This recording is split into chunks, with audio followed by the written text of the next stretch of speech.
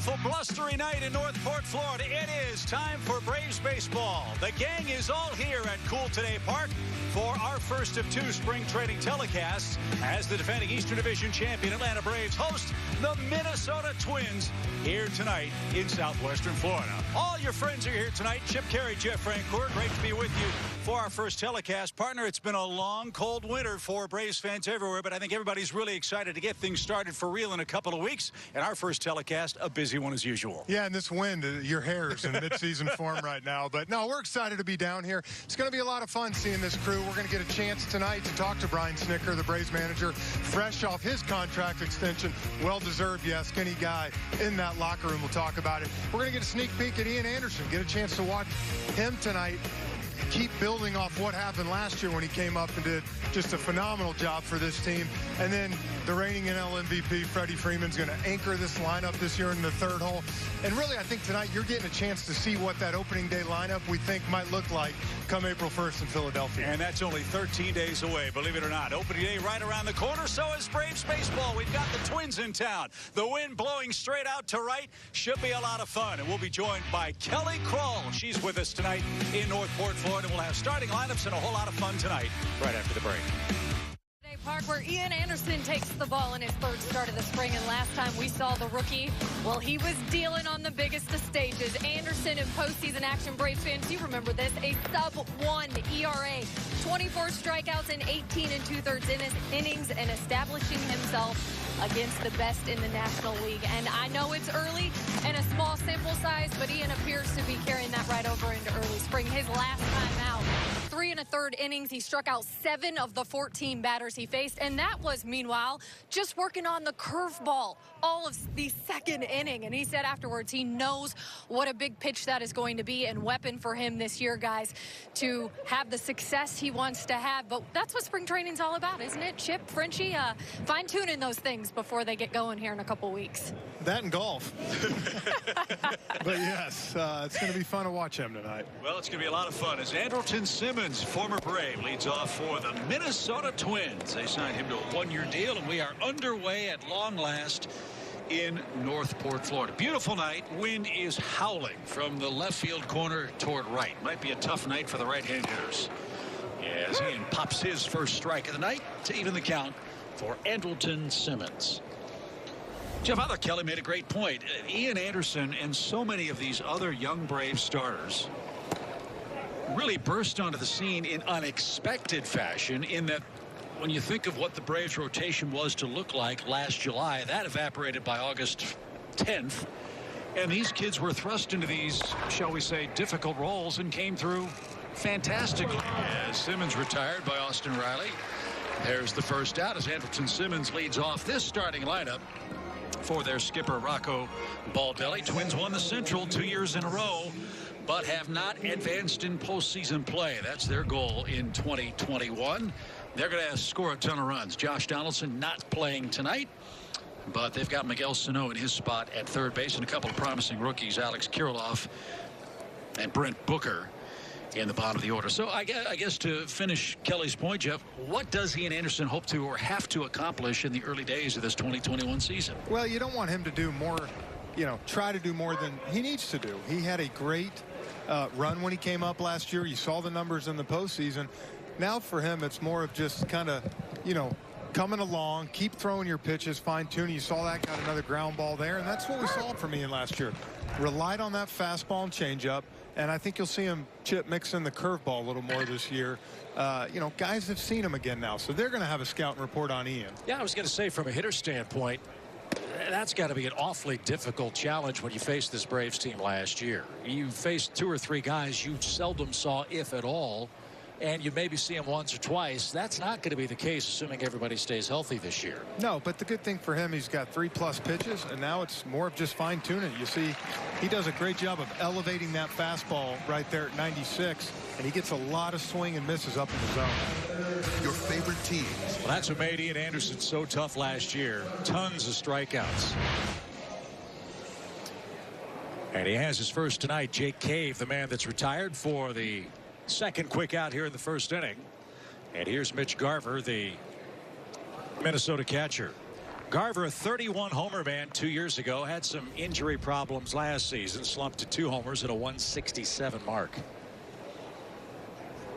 But these Twins folks can't swing the bats. 34 wins last year, but lost in the first round of the playoffs to the Houston Astros. Anderson, strike after strike in the early going. Jeff looks sharp. Yeah, and as you said last year, you know, we were starved for pitching, and he came up at the perfect time to kind of get this team where they were in the NLCS.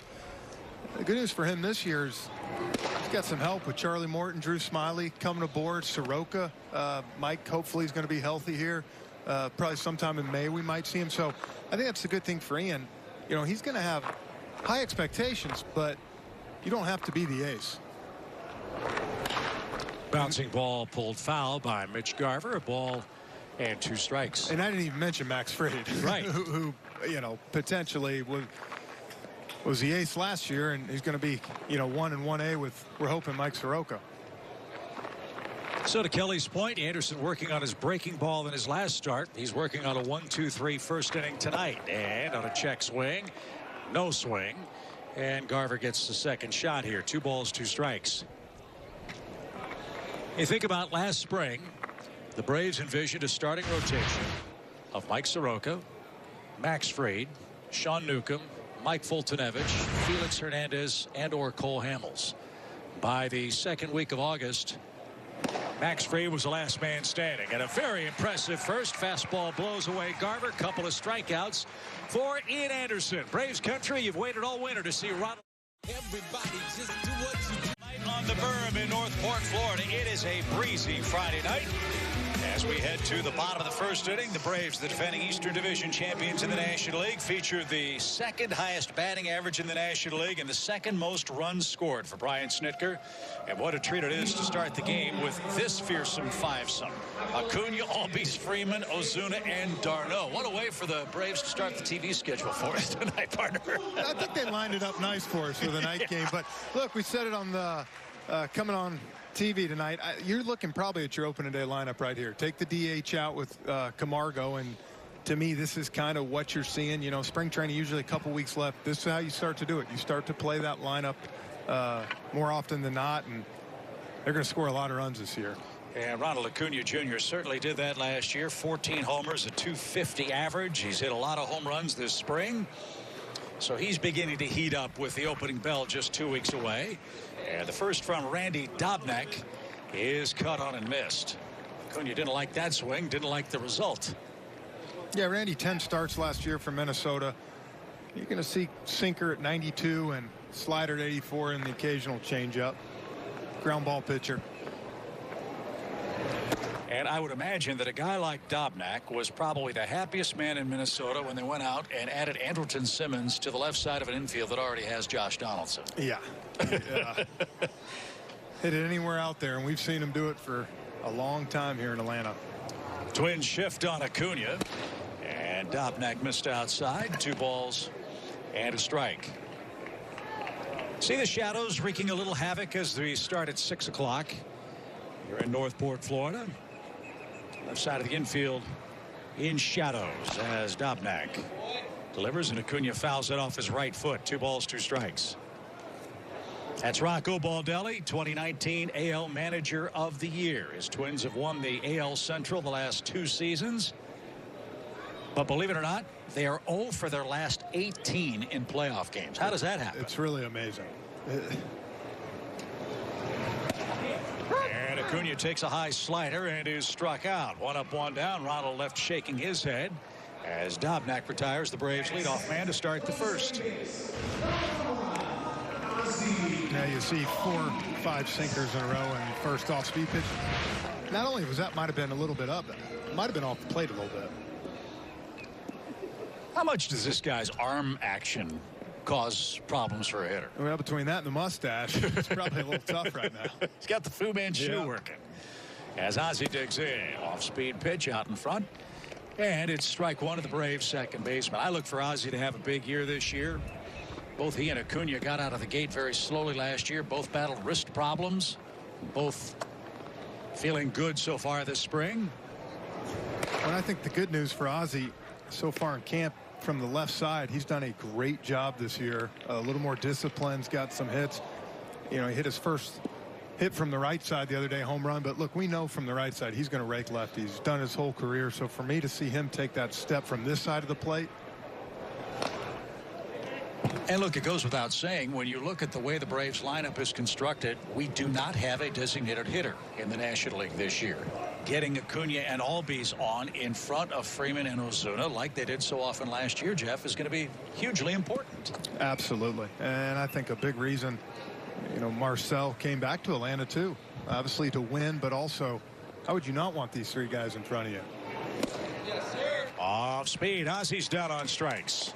Dobnak off to a good start. He's been a strikeout pitcher for the Twins. 8 strikeouts in 5 innings, including 6 strikeouts in his last outing against the Rays. So he too, Jeff, trying to make a strong bid for rotation. But now he runs into the National League's MVP, Freddie Freeman.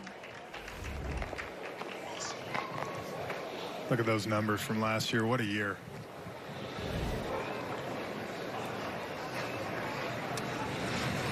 I thought it was great too that he was able to play in the NLCS on the big stage and have a chance for people to really see him. I know it's hard to say he's underrated, but from a national standpoint, I think a lot of people finally got to see Freddie. That ball is smoked right back up the middle. And Dobnak has a 1-2-3 first inning. Brave skipper Brian Snitker joined. Well, 2020 was a fantastic year for your Atlanta Braves. Won the East for the 3rd straight time. Took the Dodgers to a Game 7 in the NLCS. We mentioned Freddie Freeman was the most valuable player and the man that was at the helm for each and every one of those fantastic moments. Joins us downstairs, the great manager of the Atlanta Braves, Brian Snitker. Snit, great to see you, man. Good to see you guys. It's been far too long. I know, really. It's really good to get back here and be playing baseball again. Well, that leads us to our first question. This is our first time we've seen the club this spring. Give us your thoughts of what's taken place here over the last 3-4 weeks. It's been great here. I mean, the weather's been spectacular. We forgot how nice this place was, and just the working facility's been. I don't know how we'd have done it anywhere else, because just with all the restrictions that we've had, and we've got some. I got to take this damn thing off. Wait a minute. Like I say, the restrictions and everything, and we've had some really good work, and it's been good. It's been a great spring. Miguel Sano, the batter for the Twins, a ball and 2 strikes from Ian Anderson. And that's upstairs. I know, Snit, that every year it's a new year. Nothing can survive in a vacuum in Major League Baseball. You've got a lot of new faces challenging and fighting for roles on this club, and turnover is a huge part of every Major League club.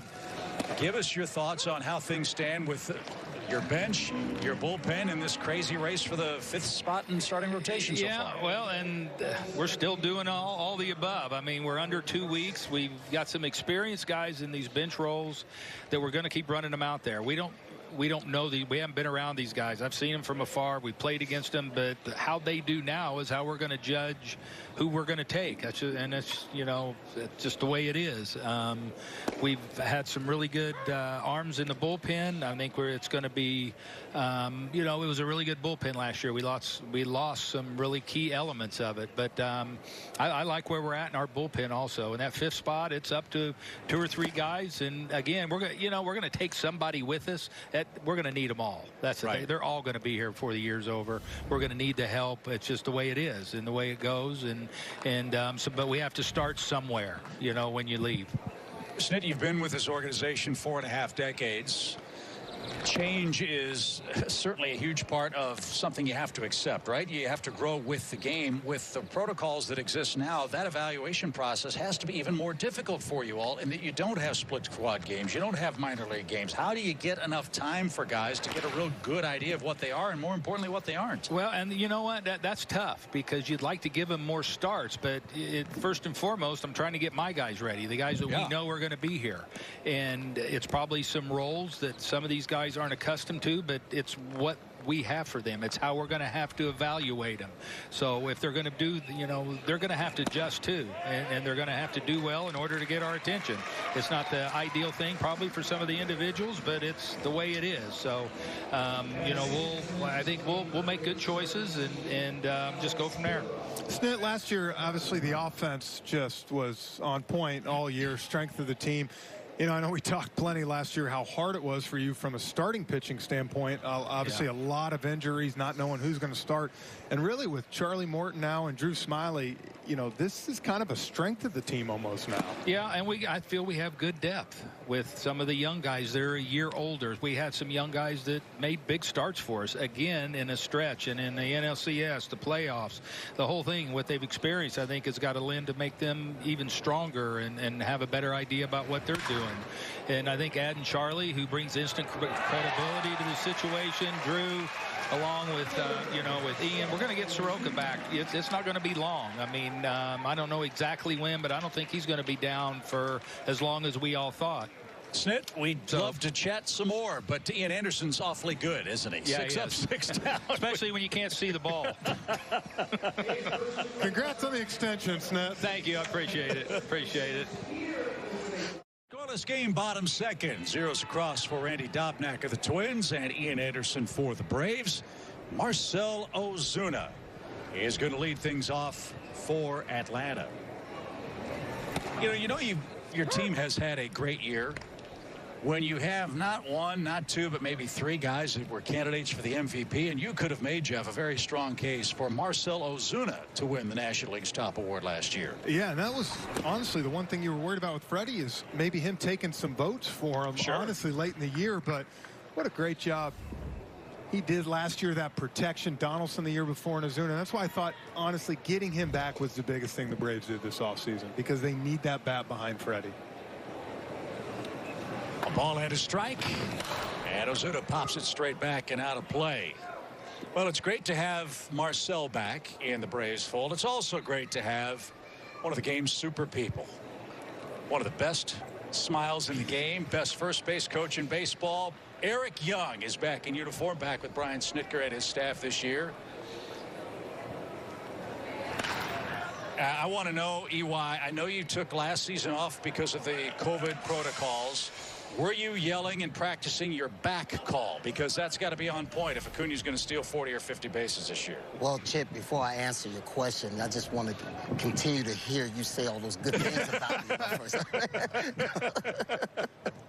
Man, we missed you last year. I missed you guys, too. But, yeah, I've been getting a lot of practice and everything, and the guys have been giving me a hard time. I've been sleeping on a couple of cases that happened out here on the field, so... yeah, it's been good, though. It's been great to be around the guys and really talk chop and just get things back rolling again. You know, very excited, came very close, and what's on everyone's mind right now is the finish better than what we did last year. EY, I got a quick question. While Ozuna's up to bat, you know, last year a lot of talk about him being strictly a DH, not coming back this year and got to play left field. What have y'all been working on this spring? Because I know Marcell, and he's a prideful guy. He wants to be out there and playing. So what have y'all been working on? You know what? He's very prideful, and we've been working hard on just basically get him in the right position, understanding his strengths and his weaknesses, and see what we can do to compensate for, you know, maybe the arm not being as strong or this and that. But he's a Gold Glove outfielder, athletic outfielder. And you know what? You got 2 other guys out there, possibly 3, you know, with Inciarte out there fighting for center field. You know, he was a Gold Glove. And I told him that I expect him to play like a Gold Glove player he was back in Miami. Yeah. 1 ball, 2 strikes. Ozuna needs a little time. So to answer your question, some of the things we've been working on, you know, basically just the fundamentals of being an outfielder, you know, maybe improving his throwing technique. I do a lot of drills with technique. I don't just get the ponds and shoot up fly balls. You know, these guys should be able to catch fly balls, or they shouldn't be in the major leagues at all. But a lot of things with quick step, balls in the gap, over his head, you know, the tough plays that, you know, he'll have to make during the course of a game. So, and I challenged him. I said, hey, we had a guy that never played the outfield, and Riley, to go out there and to do very well. And I showed him the stats. I said, can you do better? And that's the challenge that I have with him right now. And he's putting himself, I mean, he's been doing great so far and making some plays out there and putting himself in the right spot. Sharply hit, but right to Andrelton Simmons. He'll lob it across in time, and Ozuna's retired. 4 up, 4 down. EY, Kelly Crawl is with us, and I think Kelly's got a question for you. I do. EY, hey, good to see you. Hey, Kelly, how you doing? I'm great. It is so awesome to see you out here. And before we move on from Ozuna, I need to hear the story about you calling him something to do with a Christmas tree, the way he lights up for all of you guys. Was that true? Who was that, the bear? Yeah. You talking about the Ozuna? Is that what you called him? Oh, yeah. He's like, because, you know, when I missed a lot last year, but I could see that those guys was having a lot of fun, and they were really responded to him, especially when he was carrying the team. And so, you know, it was more like the Christmas tree, but that's not a cool nickname. So I found out that it was the Big Bear, so I like that better. Fits him well. Yes, it does. It does. It does. Listen, EY, I'll take Christmas tree. I like to think that I make people's days brighter. Oh, so yes. It's cool enough for me. That's good. That's good, Kelly. That's good. Christmas is always a good time, so you just add the tree to it. It's a great time. So that's good. Travis d'Arnaud, the hitter, bases empty, 1 out. d'Arnaud, 9 homers, 34 RBIs. Travis fit in great with the Braves last year. He and Tyler Flowers worked in tandem with Alex Jackson and William Contreras. Braves had 4 catchers at one point last season. Remember, at the start of the season, neither d'Arnaud nor Flowers were available, and the 2 rookies had to step in and catch for Atlanta. Did an excellent job. And I would imagine, EY, that for d'Arnaud, this has to be a little more of a comfortable spring in knowing he's actually seen this staff over 60 games instead of 60 innings. Oh, definitely. You know, and he came in a little late this spring, but he's here now, and the guys are responding well. The pitchers are responding well to him. They got a great relationship going on. That is just, you know, it's just the whole team. Travis came over, him and Ozuna, and they fit right into what the culture has already been here, established by, of course, our leader, Freddie. So it's been great to see those guys go about their business as well. I got a big picture question for you, EY. No, it's the game is, again, evolving and changing. It's not for me to say whether it's better or worse. Do you see the stolen base, the hit and run, small ball, things that have really helped you play a long time in the major leagues, slowly starting to maybe make their way back into the game? I'm not sure if it's making its way back in, of course, with the small sample we had last year. But, you know, we have 3 guys that are capable of stealing 30 bases. Maybe, you know, 4 with Pache, his development as far as stealing bases. But, I mean, Swanson and Albies and Acuna, these guys can steal 30 bases. So our team may be a little bit different than other teams. However, last year we didn't need the stolen base, but the guys were very efficient when they went. So we were very successful that way. So I don't know if it's going to be a small sample this year or a large sample like we had in the past, but it just totally depends on how big boys are swinging the bat, and we'll go as far as what type of pressure we need to put on as far as stolen bases or going a lot of first and third or first to home, which our guys are capable of doing. Yeah, that's what I was going to say. Between you and Wash, like to be aggressive out there, and, you know, I think you got guys that can do it. It's going to be fun to watch. EY, wish we had more time to chat. We will check in with you a little later on during the broadcast. No score after 2. Beautiful, cool Today Park. Boy, Mike Dunn has this place looking absolutely spectacular, doesn't he? Would you expect anything else? No. I mean, we were talking with Braves President Derek Schiller before the broadcast tonight, and I think we're all guilty of, as Snit said a minute ago, forgetting how beautiful this place is. We were here 36 hours last year, and man, oh man, what a great way to come back on a beautiful Friday night. Glad you're with us across Braves country. You should get your first look at the 2021 squad here tonight. Yeah, and I think that's something as move forward next year, the following year. It's going to be nice to get this place packed and get fans from Atlanta to come down. Really haven't been able to between cut short last year and, you know, this year only a certain amount. You know, a lot of people don't realize how beautiful this complex is down I'll ask you, you played in the major leagues. I didn't. What did you miss most during the 2020 season as Brent Rooker fouls one away? You know, we walked out to do the open in the outfield, and I said, just fans walking around. You know, they were talking to us, having a beer, eating a hot dog.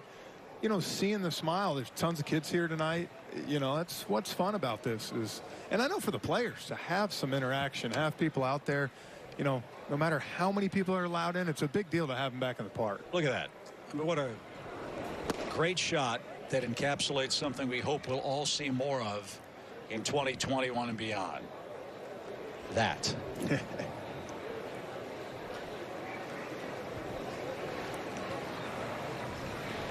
2 balls, 2 strikes for Brent Rooker, and Anderson another strikeout. He's got 5 of them, Jeff. He's retired the first 7 in order. Well, and that's the thing for him. You know, he's got such a good changeup, and that curveball's, you know, the velocity's pretty low. He gets that swing on the fastball up. If he can get it there after those other pitches, see, here's another one. Just up in the zone.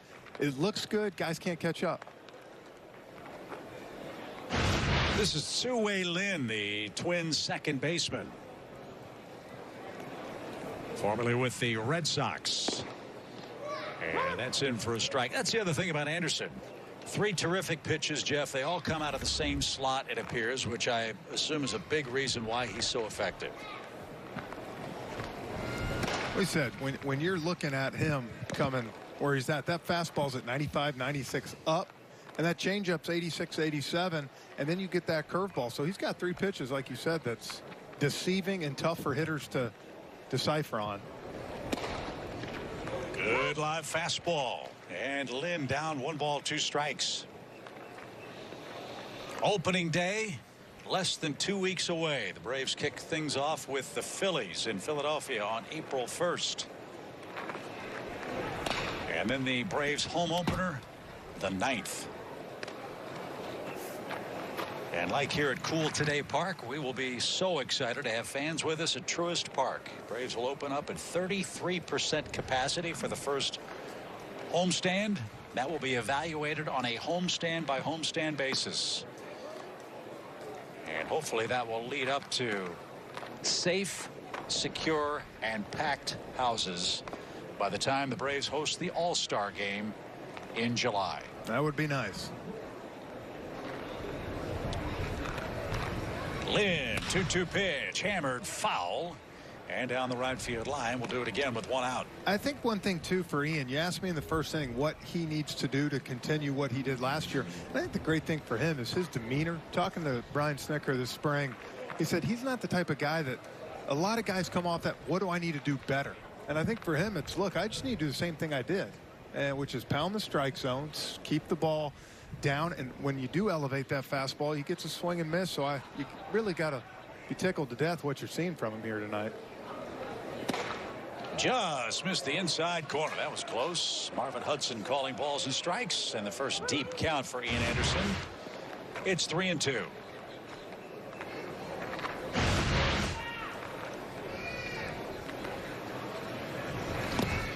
And a swing and a miss. That gets away from d'Arnaud. Lynn on his way to first, and he's going to make it.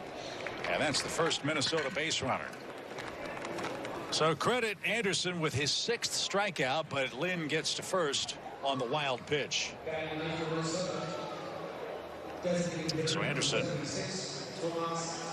will face Tomas Talise, the Twins DH. We mentioned 33% capacity for fans at Truist Park. New health and safety procedures include modified seating, additional sanitization, and mobile ordering. And we'll also unveil 3 new and enhanced club and hospitality spaces. See the full details at Braves.com/Let's Play. And it's on the ground. Ozzie will flip the Dansby for 1. Ground ball double play. And Ian Anderson has faced the minimum through 3 scoreless innings. And he's done it with just 40 pitches. Austin Riley leading things off for the Braves here in the 3rd. Welcome back to Northport. And in sitting down with Freddie Freeman this spring, I posed the question, who's the young guy you think, Freddie, that's really going to have a breakout year, that's going to take that next step? And Austin Riley was his pick. And he went back to what he did in the NLCS and pointed out, you know, he started a couple games at 3rd, then they moved him into left. And he goes, that's really hard. And let's not forget about the big hit he had up the middle there in Game 4 against Gratterall. I just really think that experience is something he's going to take and run with this year, guys. So that's his pick. What do you think? Hey, I'm not going to argue with Freddie Freeman about anything. Are you? No, and I think, you know, Chip and Kelly, the thing for Austin that's so great is he's on a team where, you know, you're going to bat 7th probably. You don't have to be that 3-4 hitter that hits 35, 40 home runs. So play great third base and keep coming along offensively. And I think he's done that, and he'll continue to do that. You know, there are a lot of things to love about the way the Braves operate as this ball is hammered the other way and a right. And nice running catch by, or not catch, ball dropped in right field, and Riley's on his way to second. hitting conditions and fielding conditions are awfully tough in the early going, and Riley's the first Brave to reach here in the third inning. But I was going to say, Jeff, the thing I love about the Braves is if you're a young player and you've made your way through this system and you get to the major leagues, they're going to give you an extended chance to play. It's been that way for a long time in Atlanta. Not every organization does it. You can see here. Well, you think he might be fighting the sun, but it looks like he saw it the whole way. He just flanked off his glove, but a great swing by Austin. Smoked it to right field. But yeah, these guys, look, they come up. You know, Christian Pache last year, obviously throwing right into the mix in the playoffs. You know, Ian Anderson late in the year. So, but the cool thing is seeing those guys, they're ready when they come up. So Austin Riley at second with the first hit of the game. And this is Johan Camargo, the Braves DH. EY, not fun playing the outfield on a sun night like tonight, huh? No, you know, I remember those days in Wrigley Field with that wind blowing a little bit. It's tough to see. Not a good combination right there. So I think he got it out of the sun at the last minute, and then the wind kind of moved it a little bit, and he drifted on it. So he dropped. Now we got base hit, baby. Hey! Late break by Riley from second. Walsh is going to hold him up. And the Braves have runners at first and third with nobody out here in the third inning. So Johan Camargo in a, shall we say, pitched battle for one of the Braves bench spots. His bat's coming to life here with 2 weeks to go. He's got a base hit, and the Braves in business for Christian Pache. Yeah, gets a pitch up in the zone. Does a great job. Talking to a couple of Braves front office people, really liked what Camargo's done this spring. Said he's come down in good shape, chip, ready to go, and I think it's showing. He is he's playing well. Talk about unsung heroes for the Braves. This kid in the batter's box might be your guy. When you think about what he was thrust into doing last season in postseason play and the job that Christian Pache did, pretty remarkable. You notice the number he's wearing. Number 25, Andrew Jones' number. And the comparisons, obviously, defensively are already there for Christian Pache. Jeff, if this kid ends up hitting like Andrew Jones, look out. Yeah, and look, he's going to play great defense. EY, you can probably talk to that. He's going to run down balls and then let his offense come along as it goes. I tell you what, this guy brings a lot of Andrew in him, and the way he goes about his business and the way he goes out there and catch everything. You're good, baby. Tell Camargo he needs to get a better secondary lead. Hey, Frenchie say you need a better secondary lead. Frenchie. Who? I played with him. I love it. How you gonna play you like that, Frenchie? 1 ball, 1 strike for Christian Pache. And that's inside. But this guy really, I mean, he's gonna make a lot of fans think about. We think about seeing Andrew out there, the way he goes about it, and he could play shallow, he'd go over his head and get it. You know, something about Andrew that was special, though. He was able to move, and I think, you know, before, you know, the pitch even came, he just knew where he wanted to be, and that's going to take time for Pache, but I think he's going to be just as good with the experience. A real luxury, too, EY, for the Braves, in that whether it's Christian Pache or Ender Inciarte playing center field, you have elite defense up the middle, which, to your point about Marcell Ozuna and the challenges you want to see him work on in left, that's got to make his life a little easier, I would think. And both of those guys, with the speed that they have, can definitely make up for Ozuna being a step slower. I'm not going to even say slow. He's a step slower, you know. Yeah. But, you know, we'll be able to shade a little bit more, especially in our ballpark left center. We'll be able to shade Pache and Ender in that direction and give him help over there so he won't be so far away from the left field line. You don't have to play in the gap. So we got some little tricks that we're going to, you know, implement this year, and hopefully it works out and makes, you know, our outfield one of the best in the game. Well, and speaking of that, with the possibility of what happens in center field, EY, it's going to kind of be nice to hopefully see Ronald get to right field and kind of be able to play where I think he's going to fit perfect. Well, I think, you know, that's what Ronald wants very badly, to just be in right field and let one of the other Jets go and cover the outfield. You know, he wants to get in right field, show his arm, and be able to swing the bat.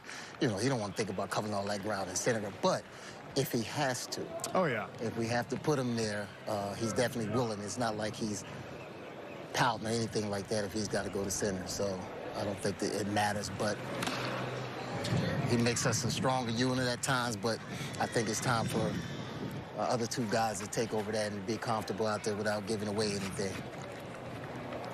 We're 2 weeks away, UI. Are guys starting to think about the light at the end of the tunnel now? Are they thinking about opening day, or are we still a little too far outside that window? No, it's funny you said that, because we had a meeting today going over the base running and everything, and how we wanted our focus to be a little bit better on the base pass. So they realized with 12 games left down here into April 1st in less than 2 weeks. So it's time for us to pick our focus up a little bit more and treat these games with a little bit more respect than we have in the first half of spring training. Because these are kind of the dog days, aren't they? I mean, yeah. You guys have been down here a long time. Well, we got over the hump with that off day yesterday. We needed that off day. Going through spring training, when you get in the middle of March, that's when you know it's tough. But, yeah, we got that off day, so everybody's ready to go. Oh, let's go, let's go. Chopper to Sano, bad throw, safe. Riley gets into the back door. Sano got a high hopper at third off Acuna's bat. His throw pulled Garver to the first base line. And Riley was able to beat the tag, and the Braves score first on a fielder's choice. It's 1-0. Put it in play. Something good might happen. A bad throw is just what did. Yeah, one of those spring training hops. The ball was just high enough where Sano made a bad. Took the catcher off the plate, and good slide by Austin here on the outside part of the plate. Gets the first run. So give Acuna an RBI on the fielder's choice. Camargo at second, Acuna at first. 1 in, 1 out. Ozzie Albies the batter. Ozzie struck out his first time, and that's ripped foul. No balls and a strike.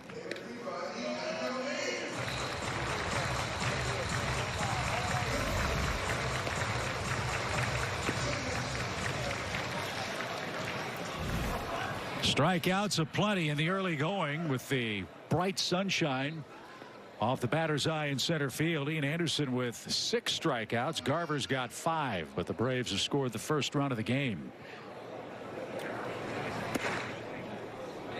And that's in. No balls, 2 strikes. Dobnak changed the grip on his slider.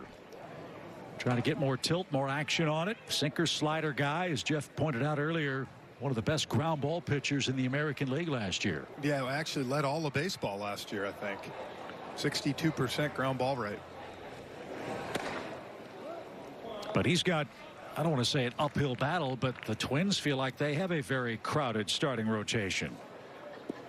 Kenta Maeda, Jose Barrios, Michael Pineda.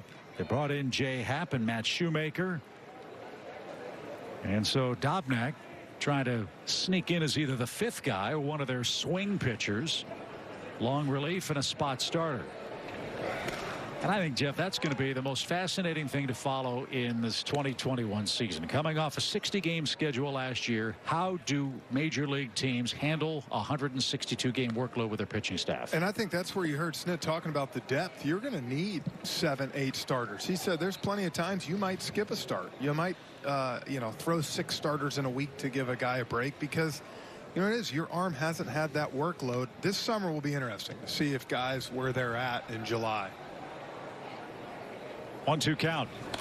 And Ozzie fights that off. I think, again, that's why you really have to feel good about what the Braves have and where they are. When you look at how their rotation stacks up and the available depth they will have when they want to go to a 6-man rotation, which Snit has said they did already unofficially last year. Braves stack up just as well as anybody else in that regard.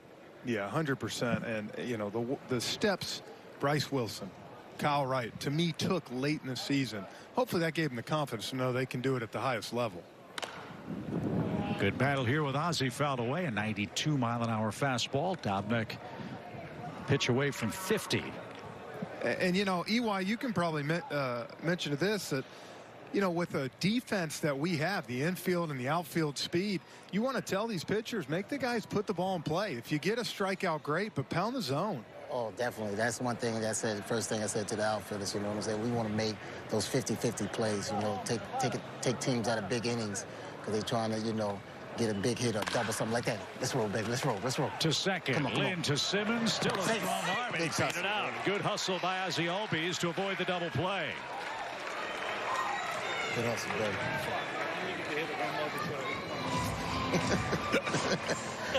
You want to bite? You want to bite? The whole time. Hey, tell Ozzy we love him. Hey. Estoy tratando de ir a un reacción, man, y la reacción. La espina. Oye. Acabando con slide. So Acuna forced at second. Dobnak gets a breather. Garver will talk to him. And now Freddie Freeman, the hitter, first and third. Freddy said, Frosty said, oh, tell Freddy said he loves you, babe. Frenchie, Frank Gore. I love you a lot. Huh? I'm mic'd up. Tell him to wave to us, Eric. Yeah, say wave. They looking at you. Yeah. He doesn't know. No. He doesn't know where the press box is. Yeah, that's good for him. Just keep playing. We just care if he knows where second, third, and home is at this point as Freddie digs in. And that's in the dirt. That's my man. I want 1 ball, no strikes. You got to see our head when he comes down. That's what I want. If you all are active on social media, Kelly Kroll had a remarkable interview with Freddie Freeman, whose MVP season almost didn't happen. Think about that, how differently Braves history would have been written in 2020 if Freddie Freeman had opted out after his bout with COVID last year. Kelly's going to have more on that in a little bit. But it was a remarkable year for the Braves first baseman. Started slowly, but once he got hot, Jeff, he never cooled off again. Oh, you felt like every game he was getting 2-3 hits. And as you said, really carried the torch and hands down the MVP.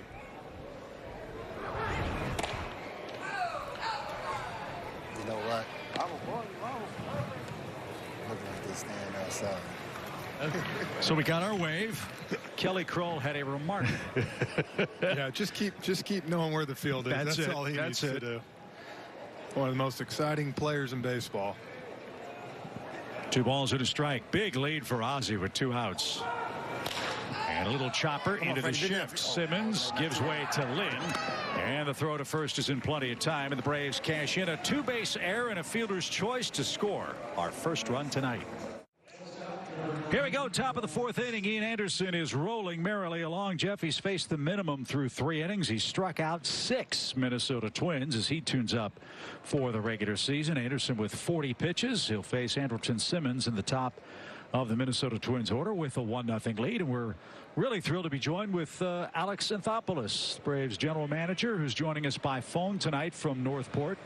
Alex, had a great chat with Brian Snitker, who, despite his mask difficulties, seems things are going just swimmingly so far this spring. How about things for you? Yeah, it's been very smooth. Like we still have another 10 days or so, or 2 weeks, and you know things can change. But so far, knock on wood, we've had pretty quiet, uneventful spring, and that's a good thing. And overall, guys have been getting their work in and have had a strong camp. 1 ball, 1 strike for Andrelton Simmons. It is a camp unlike any other. I touched on that with Brian. Just the way you evaluate your club and think about putting together a 26 instead of a 28-man roster without split squad games, without the inter-squad games that you would have under normal circumstances. From a GM's perspective, as you look at the way things stack up right now, how difficult and how different has that been as you try to put together a roster that'll take the field on opening day against the Phillies? You know, obviously it's not the same environment as we've had in the past. Same way last year in the second spring training. But I would say for the most part, guys are still getting their work in. We still have to prioritize the main guys. But similar to past springs, if we need to continue to get looks at some relievers or some position players, you have some of your main guys pitching in on backfield games and things like that. But now that we're getting towards the end, we have to start making sure that we get these guys in some of we call them the A games. So we're still trying to work that through, but I would say the next week is pretty big for us. A week today, we should have a lot of determinations on where we're going to go with the remaining spots on the club. You know, Alex, since you've been here in Atlanta, you've done a great job of getting a big-time bat behind Freddie Freeman. And how big was it for you? Obviously, Morton, Smiley were great additions to this team, but to bring back Marcell Ozuna for 4 years to protect Freddie and be that guy. Yeah, I think it really changed our team. I think, you know, that first year in 2018, being in the NLDS against LA, and we were having to string together 3-4 hits to score a run, and they'd have guys coming off the bench and just pop a homer, and it just was really apparent the lack of firepower we had, the lack of power that we had, and it was going to be a need for us, and that obviously led to the Donaldson signing, and then seeing how well that worked with the lineup and how we became such an explosive offensive club that we needed to continue that into 20, and we certainly didn't want to get away from that going into 21. So obviously Freddie by himself, even no matter who he's had behind him, has always been an elite player.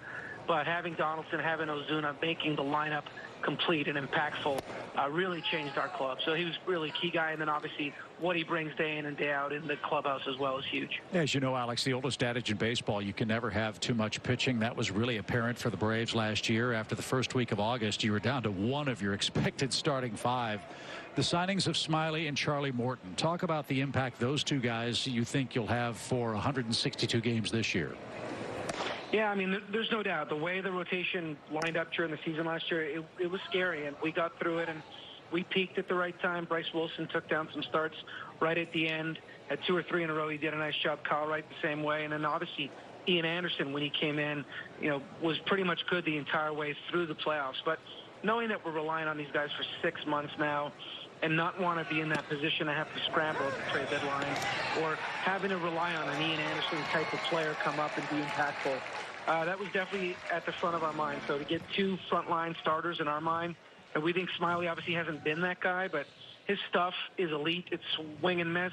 I think he's got a chance to be similar to the way Lance Lynn signed with the Rangers and really emerged. I think Smiley's got a chance to take that kind of step in the same point of his career. And then obviously Charlie Morton, the last few years, has been a frontline guy as well. So to add them to Soroka, who we expect back soon, Anderson, Wright, Wilson, Fried, we really start to like the group over 6 months and hopefully deep into October. And that's going to be a huge key, is it not? Well, Mike Soroka hopefully will be back here in the next month. Earlier today, through some simulated games, has great moss, great flow, looks terrific.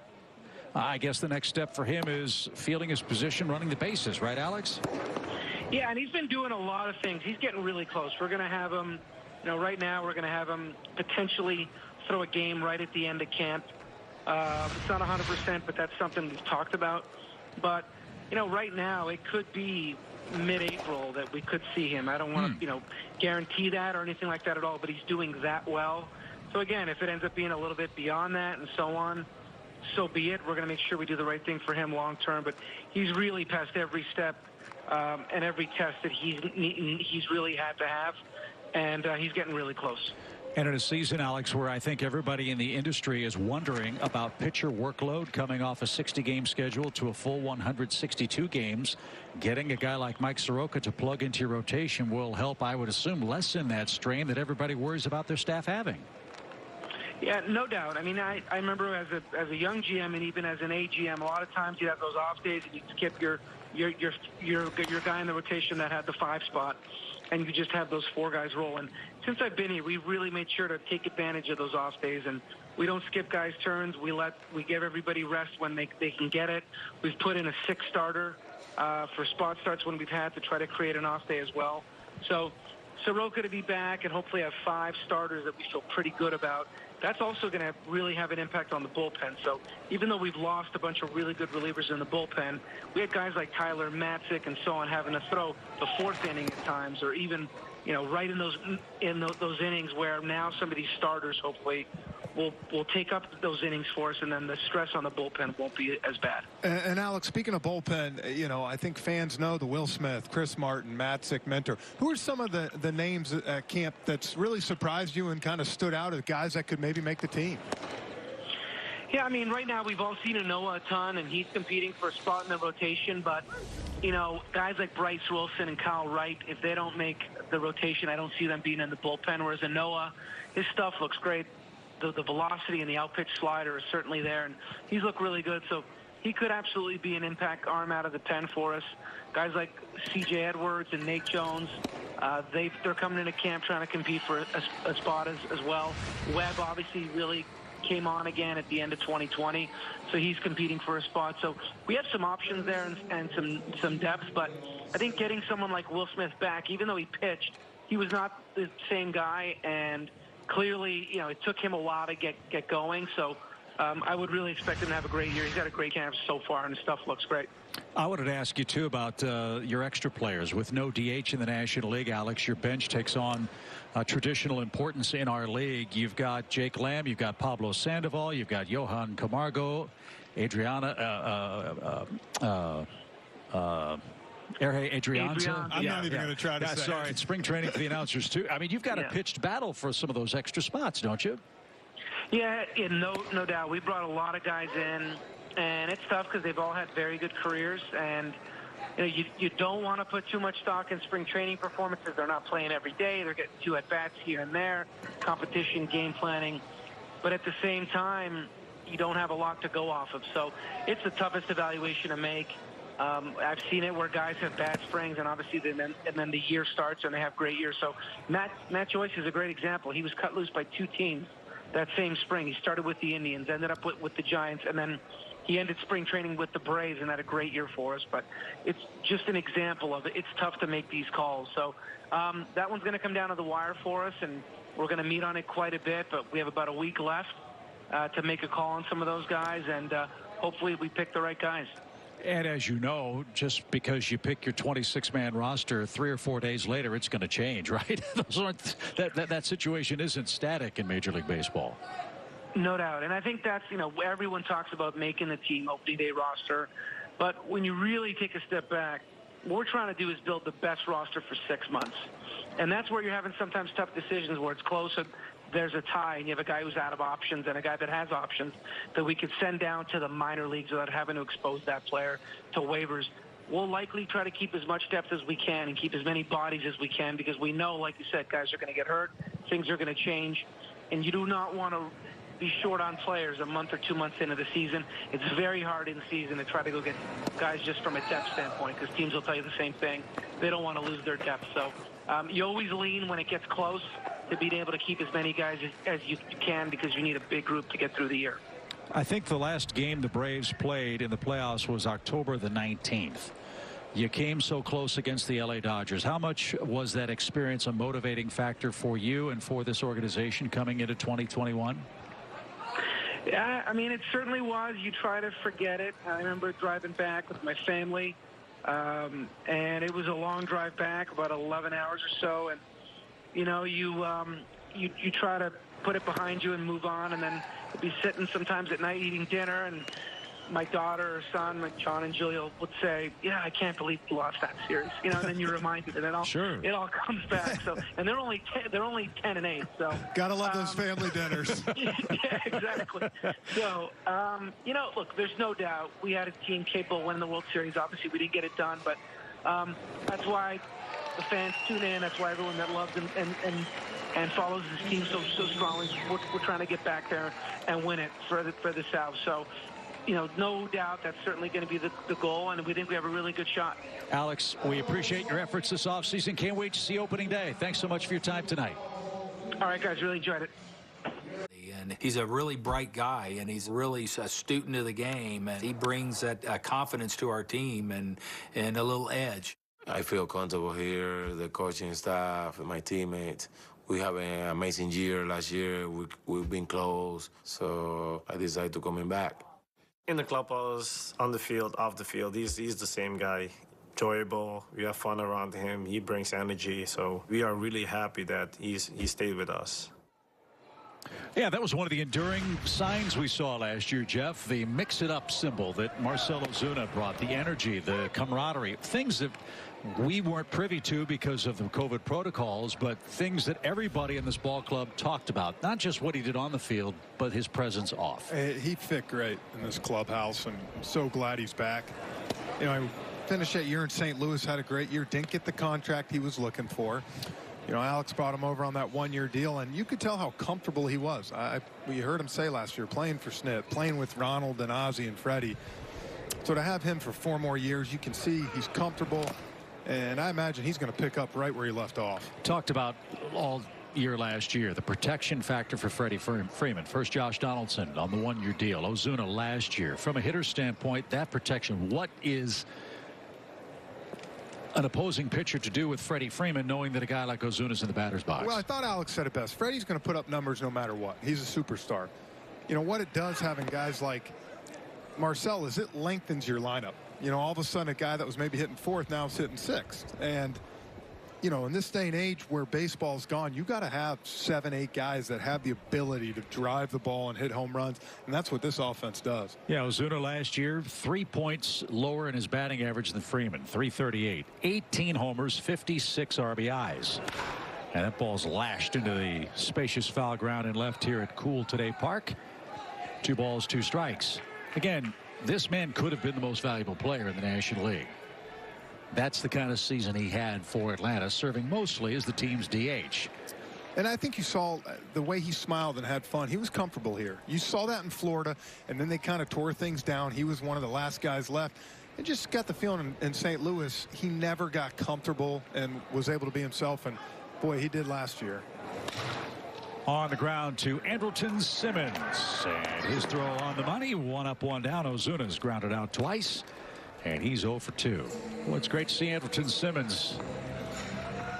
One of the great Brave shortstops. Traded, of course, to the Angels in the Sean Newcomb deal.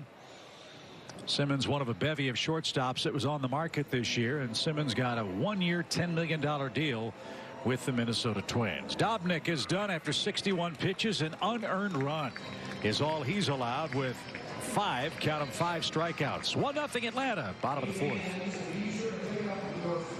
5-6 years ago. Remember Travis d'Arnaud? He was a Met.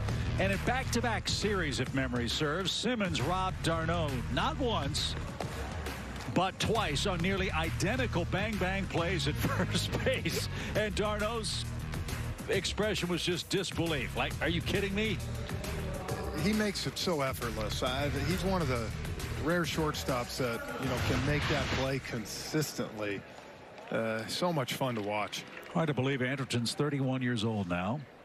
Great career with the Braves, the Angels. Now again, as I said, with Minnesota, and with Donaldson and Simmons on the left side of the infield, they look to be in pretty good shape defensively. So let's see if d'Arnaud follows the script and hits one to short against Andrelton Simmons tonight as he faces Juan Minaya, who, as you see, has had some trouble this spring.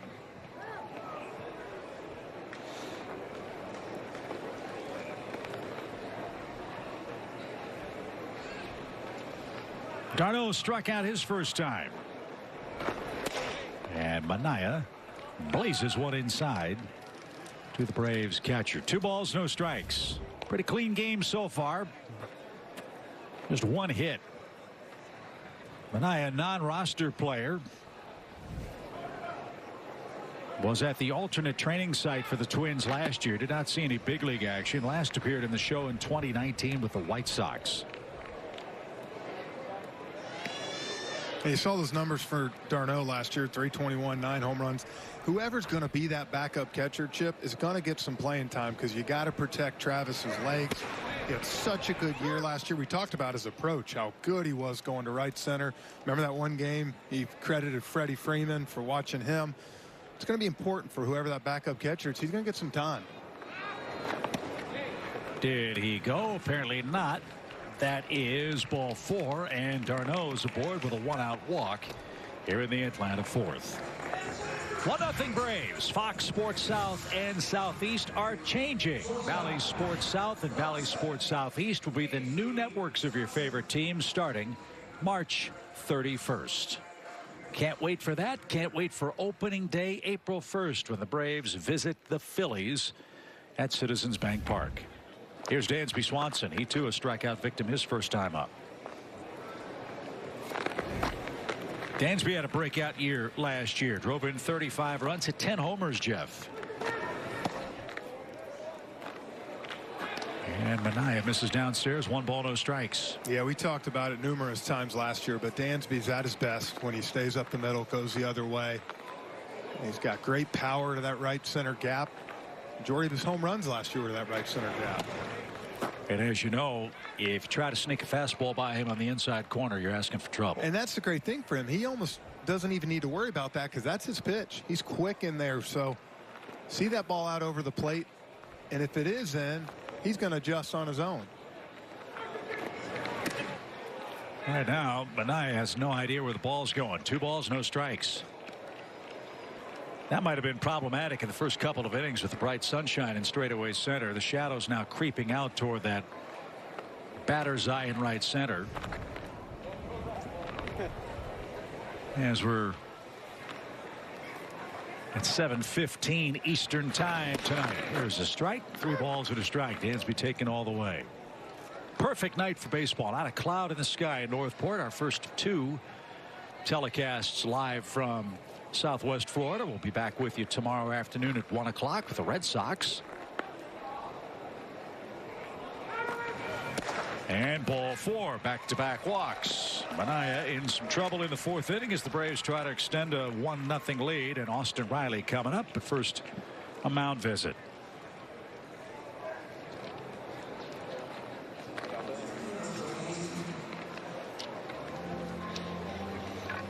Wes Johnson is the Twins pitching coach. He's an Arkansas native, but went to Sylvan Hills High School in Atlanta. So this is a fun night for Wes Johnson. Hasn't been so fun for the Twins here in Northport. They are 0-3 in pod play this spring. Braves are not seeing all the spring training opponents in the Grapefruit League, trying to minimize travel, COVID exposure, and the like. Yeah, it's going to be a good Twins ball club. You know, you're missing 2 guys in Nelson Cruz and Josh Donaldson from this lineup tonight, which, you know, kind of like the Braves getting Ozuna back. I thought it was huge for Minnesota to get Nelson Cruz back. One of the best DHs in baseball. 40 years old, too. And just still dropping 40 home runs. It's unbelievable. As Austin Riley, the batter, hit that fly ball to right that was dropped by Rooker, and Riley's the only man to touch the plate.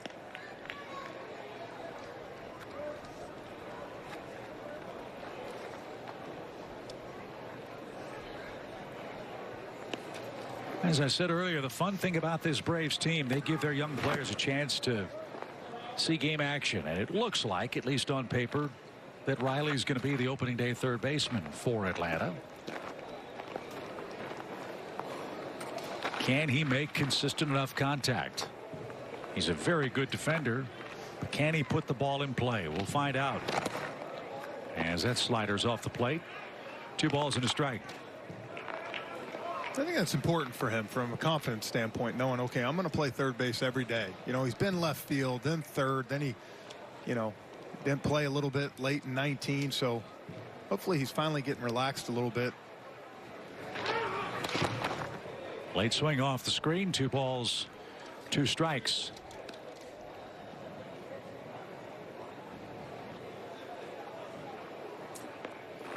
Things were still very new for Austin Riley in 2019. Then you have 2020 and the COVID protocols. You don't get a full season. Well, 2021, it's there for the taking for Austin. Popped up out of play. Still 2 balls, 2 strikes. And as you said, Jeff, the great thing about the situation these young Braves players find themselves in, Pache and Riley, for example, they don't have to be the guy. They just have to be one of the guys. And that's the one thing I feel like the Braves have always done a good job is if they do bring a couple young guys up, they bring them into a situation where you have veterans like Freddie and Ozuna and Ozzie, guys that, you know, like I said, just do what you do. I remember when, you know, 05 when I came up, McCann came up a bunch of us, you know, we were hitting 6th, 7th in the lineup. Just go play, good defense. That's all I ask. And whatever you get at the plate, and you know, let the other guys carry the load. And I think same thing here. Full count for Riley. 1 out. Laid off a slider a moment ago. Let's see what he gets here. Another slider, and it's smoked to right. And a sinking line drive is handled. Rooker makes that play, and sharply hit for Riley. No reward. 2nd out of the inning. And Johan Camargo, the batter. Well, in spring training, that's what they call a great out. Move the game along and a plus AB. Second time we've seen it tonight. I was wondering if you got where I was going. Yes, I did. I saw Snick give him a big high five. But, you know, that's the 2nd bullet we've seen him hit to right field tonight. So good to see him using that other part of the field. And I thought, too, the pitch before the slider he laid off, that's the pitch that really gave Austin trouble. Yep. So good at bat. rough result as Riley's the second out. Here's Camargo. He has the only hit in this game. A solid single to right, and he lashes that one out of play. Foul. No balls and a strike. Johan Camargo, who made history tonight by saying "who" when Eric Young told him that Frenchie loved him. You're gonna have to talk to the lad about that. That's all right. I'll still talk good about it. You might ask Johan, who's the manager of the Braves. He might not know. Well, I'm not going there. I just know that EY was laughing about it like we were. EY's still wearing the earpiece down there. Oh, he took it out. He's got the mask on instead. No balls and a strike. 1-0 Braves, fourth inning. Good fastball, and Camargo a little late. No balls, 2 strikes. Camargo's a big piece of this puzzle for the Braves off the bench, assuming, of course, Riley's the starting third baseman. A guy that can switch hit and play multiple positions in the National League game with no DH. That is a very, very valuable player.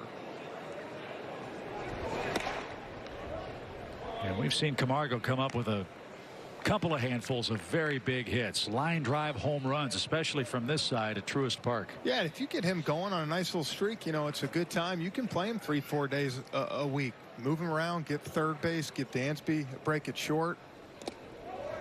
Wild pitch. That'll advance the runners to second and third. Camargo will face a 2-2 count. And that's something else that I think I read from Brian Snitker in the Braves notes is Camargo is coming to camp.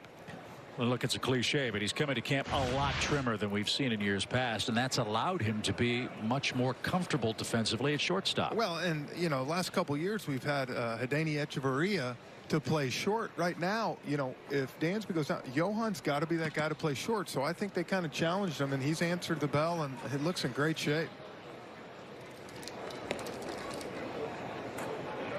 2-2 pitch. It skips up there, full count. Minaya is awfully wild after following Randy Dobnak, who went 4 1/3 innings of 1 hit, 5 strikeout ball. For the Minnesota Twins, Pache waits on deck.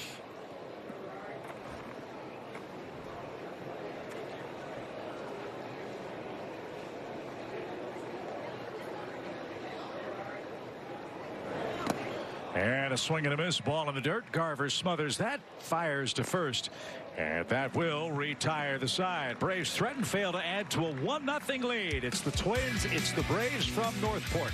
Welcome back here. Braves in front of the Twins, 1-0 as we move to the 5th here in Northport. And of course, while the team continues to get ready down here in Florida, the Braves back in Atlanta are getting Truist Park ready for fans in 2021.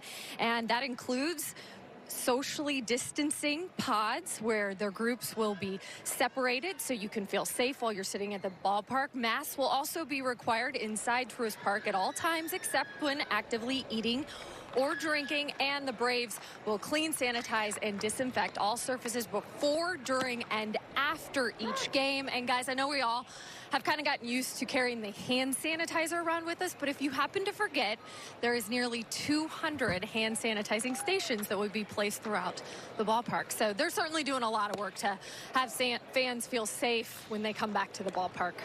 And cashless pay apps, right? That you can pay with? Yeah, you're stealing my next report, Frenchie. Oh, sorry. I mean, there's all kinds of other things I didn't get to. That was just the teaser to, yes, they will be doing, yeah, Truist Park will be cashless in 2021. But, Chip, I know you like to still carry the cash around at times, so don't worry. They can turn that into gift cards for you that you can still also use. But the best part about that, guys, is that you can order your food from your seat, and you don't have to leave and go get it until they send you a text saying it's ready. Kelly, I have 2 kids in college. I have no cash. So there's 199 hand sanitizing stations? Exactly, 199 placed throughout the ballpark. Now, is there a reason why they didn't make it a nice round number like 200? That answer is, I've got a feeling well above my pay grade. Okay. But maybe they just felt like 199 would be sufficient in the areas that they have them. They can also be moved. These are stations. Oh, okay. Well, that's perfect. Stations Good. with sanitizers. Yeah. Okay. So, yeah, all kinds of good stuff coming to Truist Park. Pache handles on a soft line drive to center by Alex Kirilloff, and the Twins have back-to-back hits here in the fifth inning. Their first 2 hits of the game, by the way, off Ian Anderson, who tries to extend his outing. He leads 1-0, but that's in jeopardy as the Twins threaten with 2 on and nobody out. Just 67 pitches for Ian Anderson. Well, and I think this is where, you'll see Snit give him a little bit to try to push through this little area here. You start maxing out your pitch counts. That's what you want your guys to do. Get to 60, then get to 75, and you got to pitch when there's guys on too. Well, let's see if Anderson can uncork that devastating changeup and get some soft contact on the infield and get a double play and maybe escape the inning. Rooker struck out his first time up. 8 strikeouts for Ian Anderson so far tonight.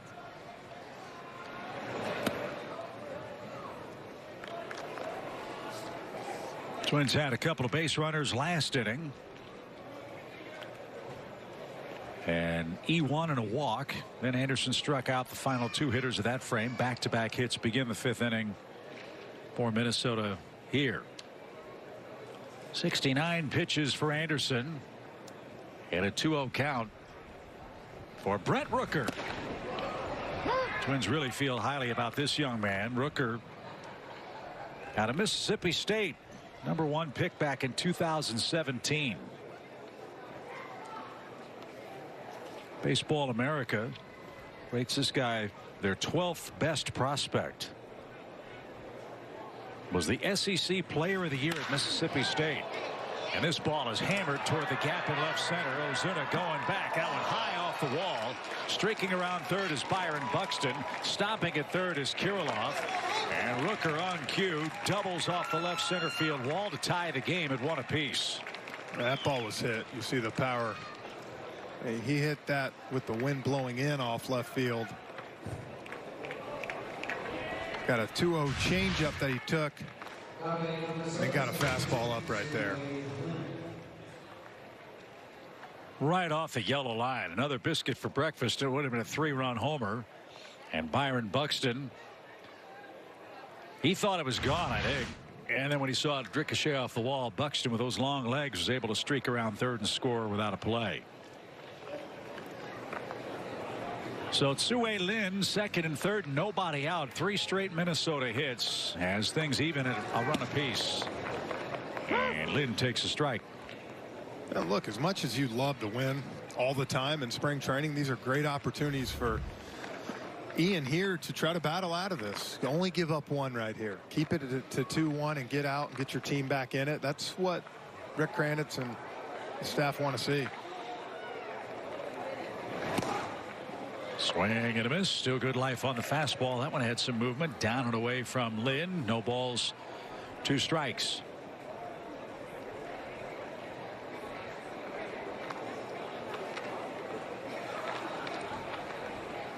Braves, as we mentioned, open against the Phillies. Minnesota opens with interleague play. They face the National League for their first series of the season. They will open with the Milwaukee Brewers, who figure to be a much improved team in 2021. Look for Christian Yelich to rebound from a disappointing 2020 season. Swing and a miss. There's that changeup, and he is relentless with 2 strikes with that pitch. Jeff, that's something else. 9 punch-outs. Well, and that's the thing for Ian. When you do get second and third or guys in scoring position, he can go to that pitch. He can go fastball up. He's got a lot of ways to strike you out. And that's when being a strikeout pitcher works instead of contact. As a hitter, can you go up and just sit on that changeup with this guy? It's tough, because even if you do get it, not necessarily the one you want. You might end up swinging at one in the dirt. So I think some guys can, but not everybody. And then I would assume if you sit on that pitch, he still has plenty enough on the fastball. You take one right down the middle and you're kicking yourself. Saying, why didn't I swing at that? Well, and that's one thing that's huge for him. He sits 94, 95. You know, Chip, if you're throwing 90, 91, you have the ability to catch up. 95 up in the zone. You can't do that. Infield creeps in for Atlanta. Swing and a miss. There's the change. It's 0-2. It's kind of like what I described when Tommy Glavine was pitching. His changeup was so good, he was just relentless with it. And he has said, I am going to out-execute you with my best pitch because I don't think you can hit it. That's kind of what Anderson's showing tonight. See what he throws. 0-2. Line drive into right field. That's a base hit. Kirilloff will score. Rooker's around third. They'll stop him. And Tellez on an 0-2 pitch singles to put Minnesota in front. Well, there he went back with that changeup, but left it up in the zone.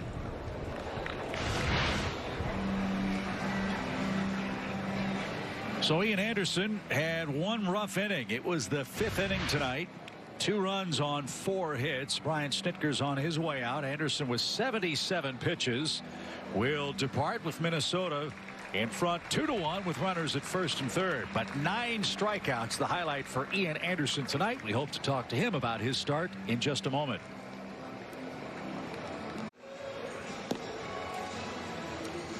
Braves A-list premium memberships include All-Star Week events to the 2021 All-Star Game, which takes place at beautiful Truist Park. Head to Braves.com/premium and get all the details of the great A-list member benefits. 2-1 Minnesota. They've scored a couple of runs on 4 hits off of Ian Anderson, who departs with 9 strikeouts tonight. This is Daisbel Hernandez, a non-roster player, getting a chance to clean up this 5th inning for Atlanta and keep it at 2-1. Hernandez out of Cuba. Pitched with Pinar del Rio in the Series Nacional with Cuban Pro Ball in 2015 and 2016. Those were his age 17 and 18 years. Jeff, he's now 23 years old. Pitched in the Mexican League last year to a 3.24 ERA in 9 games. 5'10", 220-pounder out of Sandino, Cuba. I think that's what people forget. You know, a lot of these young guys you're seeing come up in camp, they haven't played really a meaningful game in a year and a half. Good point. Going over. And I think that's going to be interesting as the year goes on, seeing the depth of some of these guys come up from the minor leagues. And maybe it's just because we're getting older now, but can you remember a time in Major League Baseball? I mean, you came up as a youngster, but we're seeing 18, 19, 20-year-old kids coming up and not being role players or learning how to play here. They're getting thrust into starting opportunities and becoming stars at this level. And it's not just with the Braves, it's everywhere in the sport. Yeah, you look at Soto and Washington, Tatis out in San Diego. I mean, there's a lot of great young players that are getting the opportunity, making the most of it. On the ground, Dansby to second for 1. Ozzie the turn, and Hernandez came in and did just what the Braves were hoping. He gets the double play and stops the bleeding with 2 Minnesota runs. Twins 2, Atlanta 1, middle of the 5th inning. Glad you're with us in Northport tonight. Take the mound for the Braves. He did that tonight on a breezy night in Northport. And speaking of breezes, the Minnesota Twins, Jeff, with all those swings and misses, certainly added to the bluster, didn't they? Yeah. Is throwing that fastball off that changeup, getting a lot of strikeouts up in the zone, and then late in the game going to that changeup, and you see getting the swing and misses on guys out front. Good outing tonight. So 9 strikeouts for Ian Anderson, who's kind enough to join us on the headset. Ian, Chip Caray, Jeff Francoeur, great to talk to you. Congratulations, first of all, on last year, and your thoughts on tonight's start. Thank you, guys. How's it going? Doing great. Good, man. Yeah, it was a good outing. It was good good to get those 5 ups, and ran into some trouble there in the last inning. Just kind of got away from the breaking ball a little bit, but all in all, a very good outing. So, Ian, is that something where, you know, for you, you start building your pitch count up, you're trying to push yourself, get through those types of innings? Because, you know, look, during the season, those are real type opportunities you're going to be in. Yeah, definitely. I think this is kind of my first time going through it here in big league spring training. So, yeah, those last few innings are always the toughest, and that's why you have to build yourself up. So it's definitely every time you go out there, it's a good thing for sure. I never pitched in the major leagues. Heck, I can barely chew gum and walk in a straight line. Jeff will tell you that. What did you take from your experience last year, Ian, from going from a guy that, well, am I good enough to knowing that you're good enough? Is that an accurate way of describing things for you last year? Yeah, definitely. It gave me a ton of confidence, to experience what we were able to last year, and to have it end the way it did, it still lingers here, and the guys are hungry. So the experience will help us all and benefit us all without a doubt. 3 balls, no strikes as Matt Cantorino, the pride of Rice University, on the mound for the Minnesota Twins, is about to make his 4th pitch to Christian Pache. 2-1 is your score, visiting with Ian Anderson, the man that started the game for the Braves. Had a green light, didn't get it. 3 balls and a strike. Workload. That's, I guess, the big question around spring training camps, Ian, not just with the Braves, but everybody around Major League Baseball. A very short, abbreviated season last year. How concerned are you, if at all, about the rigors of a 33 start season versus what you went through in 2020?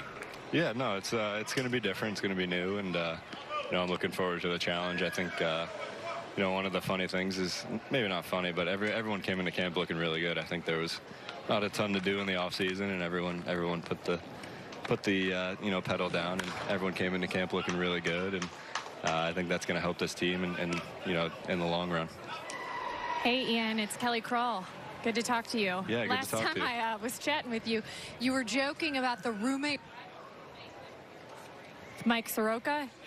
Did you hear me okay? Yeah, I the lost you, roommate but I got you, rivalry? yeah. Okay. And he threw a sim game today. You did not get to face him in that, obviously. You had tonight's outing. But what's that been like, getting to, room with him again this year, and just also now as he ramps it back up, what the conversations and fun you guys get to have together? Yeah, it's been fun. It's been fun to see him kind of go through this process and, see what he's kind of thinking on a day-to-day basis. So, I'm trying to be the best influence I can on him, and make sure he's keeping at a good pace to get back out there, and he's super excited. We've been keeping it pretty low-key, just hanging out, watching a lot of shows and movies and stuff. So, yeah, I know he's kicking to get back out there. Looked great today in the sim game. So, who controls the remote? Excited. Who controls the remote? It's kind of we kind of agree. It's not real TV. It's all streaming now, as you know. So. Oh, well, yeah. Yeah. You guys on your 2nd or 3rd go-round of Game of Thrones? This is my 3rd, but this is his first. So, yeah, this is his first. 3rd time? Game of Thrones? 3rd time. Yeah, wow. I know. So. And even throwing in some BBC, the Peaky Blinders? Oh, yeah. He kind of got us into that one, and, I think that was his 3rd time watching that one, so. There's always give and take in those roommate relationships, Ian. Exactly. Now, we know Mike is a phenomenal guitar player. Has he shredded for you at the house? Has he induced you to pick up an instrument, trying to teach you the guitar or the bass or anything this offseason? No, none of that. I'm not too musically inclined, so. He's been doing a lot of cooking. Him and my girlfriend kind of do all the cooking, and I just eat and clean it up. So, we got that going, but. Yeah, no, he hasn't teach me anything on the guitar or anything. Dude, you have somebody to cook? I mean, I enjoy cooking, but it kind of, okay. They kind of just take over. So. What's your go-to? We've been doing a lot of steaks. We've been doing everything. We like to rotate it up, so it's been fun. You also have a pup in the house, is that right? Yeah, Chasen? that's me and my girlfriend's dog, Wally. Wally. Yeah, he's 2 years old now, so he's crazy as ever, but. We love him, so, and Mike's taking a liking to him as well, which is great. Well, I think what you need to go back to, we talked about this, Saved by the Bell. You guys got to go back so that you really understand the essence of who Screech was. Yeah, no, we might have to. We got some time left here, so maybe we'll throw that on. All right, I want to ask you. I'm kind of intrigued by the Game of Thrones thing, because I made it through one full season. Very well done. As Pache runs, he'll head back to first on a foul ball. If you had to be one character in Game of Thrones, who would you be? I'd probably say Jon Snow. Jon Snow, yeah. okay. I feel like we kind of look alike. Yeah, you got the beard like him. From the north, too, so. Okay, that's nice. Nice and hardened from up there, so. Well, it's a great series. So, Ian, do any of the young pitchers, y'all play golf at all? Yeah. Does that exist anymore? I'm curious. Yeah, it's windy down here, and we're all not very good, so it's tough. But. Okay. Oh, you're not good? What time are you free tomorrow? No, yeah, we like to get out there and play. I know on the off days we've had some golf rounds going on, so it's been fun. But yeah, I know a lot of the starters, we just like to keep it low key right now. Hey, Ian, I heard whether it was you or one of your teammates say that you guys are kind of corralling around Charlie Morton. There might be 4, 5, 6 of you guys chatting him up and just picking his brains. What have those conversations been like so far? Yeah, they've been awesome. A lot of philosophical stuff, a lot of mentality stuff. You know, he's a guy that's done a lot in this game and you know, just has a lot to offer to all of us, and he has a lot to offer just by being around. He's always available, and you know, just to be able to watch the way he works and things like that. He's been a huge influence so far, without a doubt, and Drew as well. They've both seen a lot of baseball in their lives and seen some good pitchers and are great pitchers in their own right. So it's been great. Ian, you had a lot of success last year, obviously. Coming into this year, what are a couple things you're working on to try to continue what you're doing, knowing that hitters are going to, you know, see you a couple times, make adjustments? What are some of those things you're working on? Yeah, I think, you know, coming into the games a little more prepared is definitely something that I'm going to, you know, take some pride in this year. And also been working on sharpening up my breaking ball a little bit. So those are kind of the two things that I put a big focus on in the off season. And, you know, I think they've shown a little bit so far here, and I'm looking to kind of expand on that as the season goes on.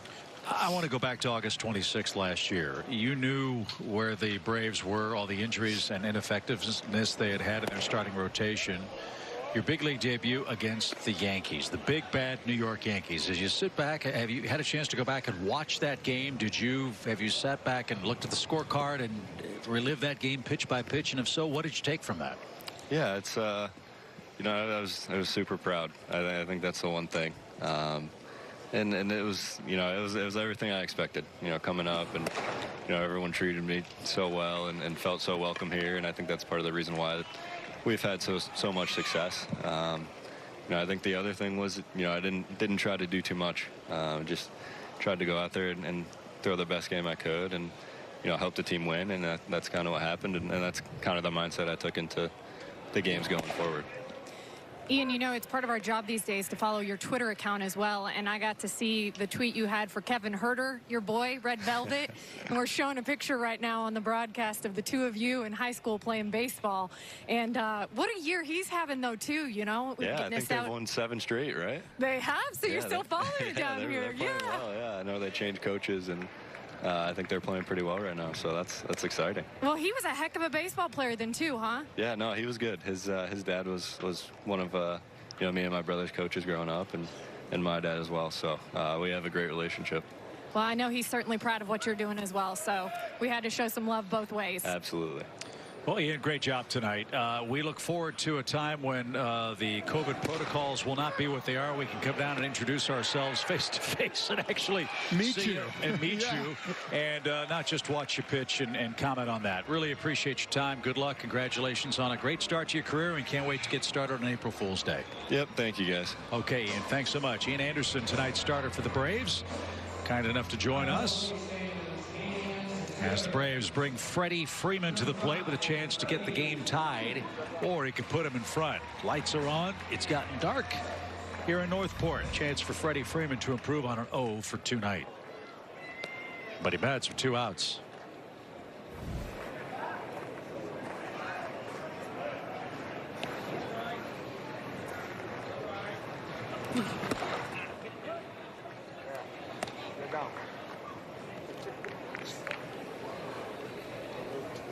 So Cantorino, the third Twins pitcher of the night.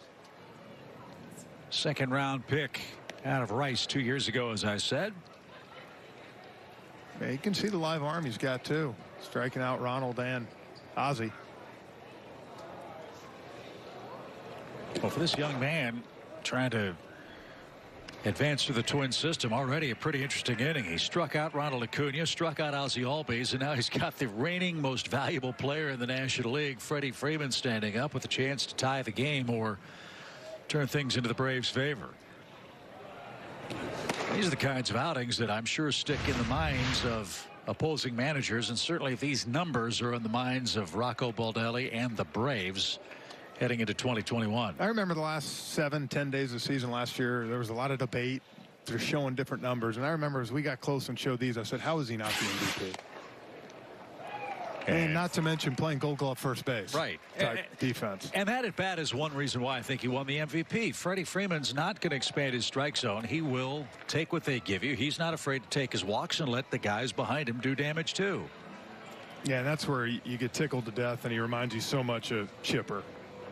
Chipper never would expand the zone. 3-1, 0-2, it didn't matter. Freddie's that same type hitter. He knows exactly his plan, what he wants to do, and he doesn't go away from it.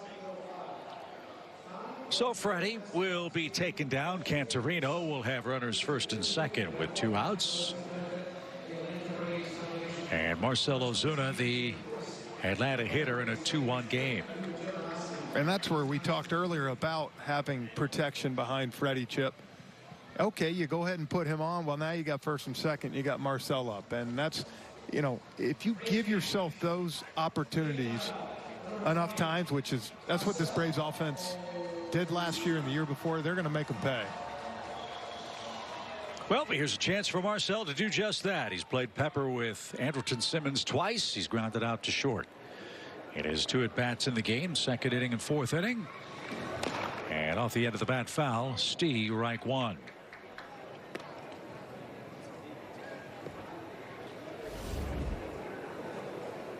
Braves got their run in the third inning. Austin Riley reached on a 2-base error. Took third on a base hit by Johan Camargo. Then Ronald Acuna with a fielder's choice brought home Riley. On a chopper to third, Sano made a bad throw. And Mitch Garver couldn't field the baseball and apply the tag in time. The Braves led 1-0. Minnesota just scored twice in their 5th inning. Both those runs belong to Braves starter Ian Anderson. So it's 2-1 Minnesota, a ball and a strike. Good stop by Garver. Ball 2 to Marcell Ozuna.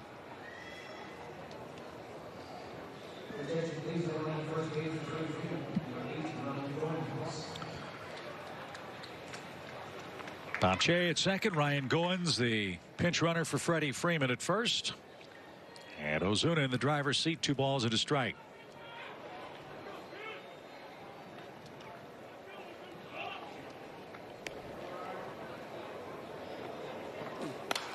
Oh, good cut.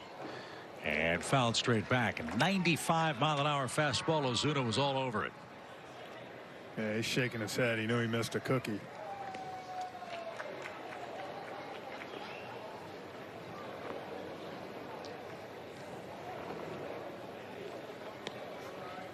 Outfield deep, 2-2 pitch.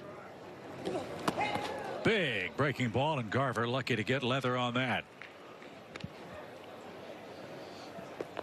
So the runners will be off to the races here. 3-2.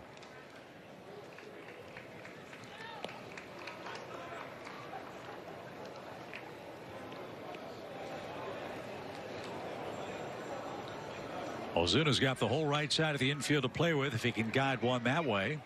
There go the runners, and ball 4. Garver can't corral it. Bases are loaded. Atlanta's gotten 3 walks in the inning, and now the baton's passed to Travis d'Arnaud. And I think that's the difference. You see these young pitchers like that, Chip, a lot of talent, high velocity, but you see a lot of these things. Three walks this inning, 2 strikeouts.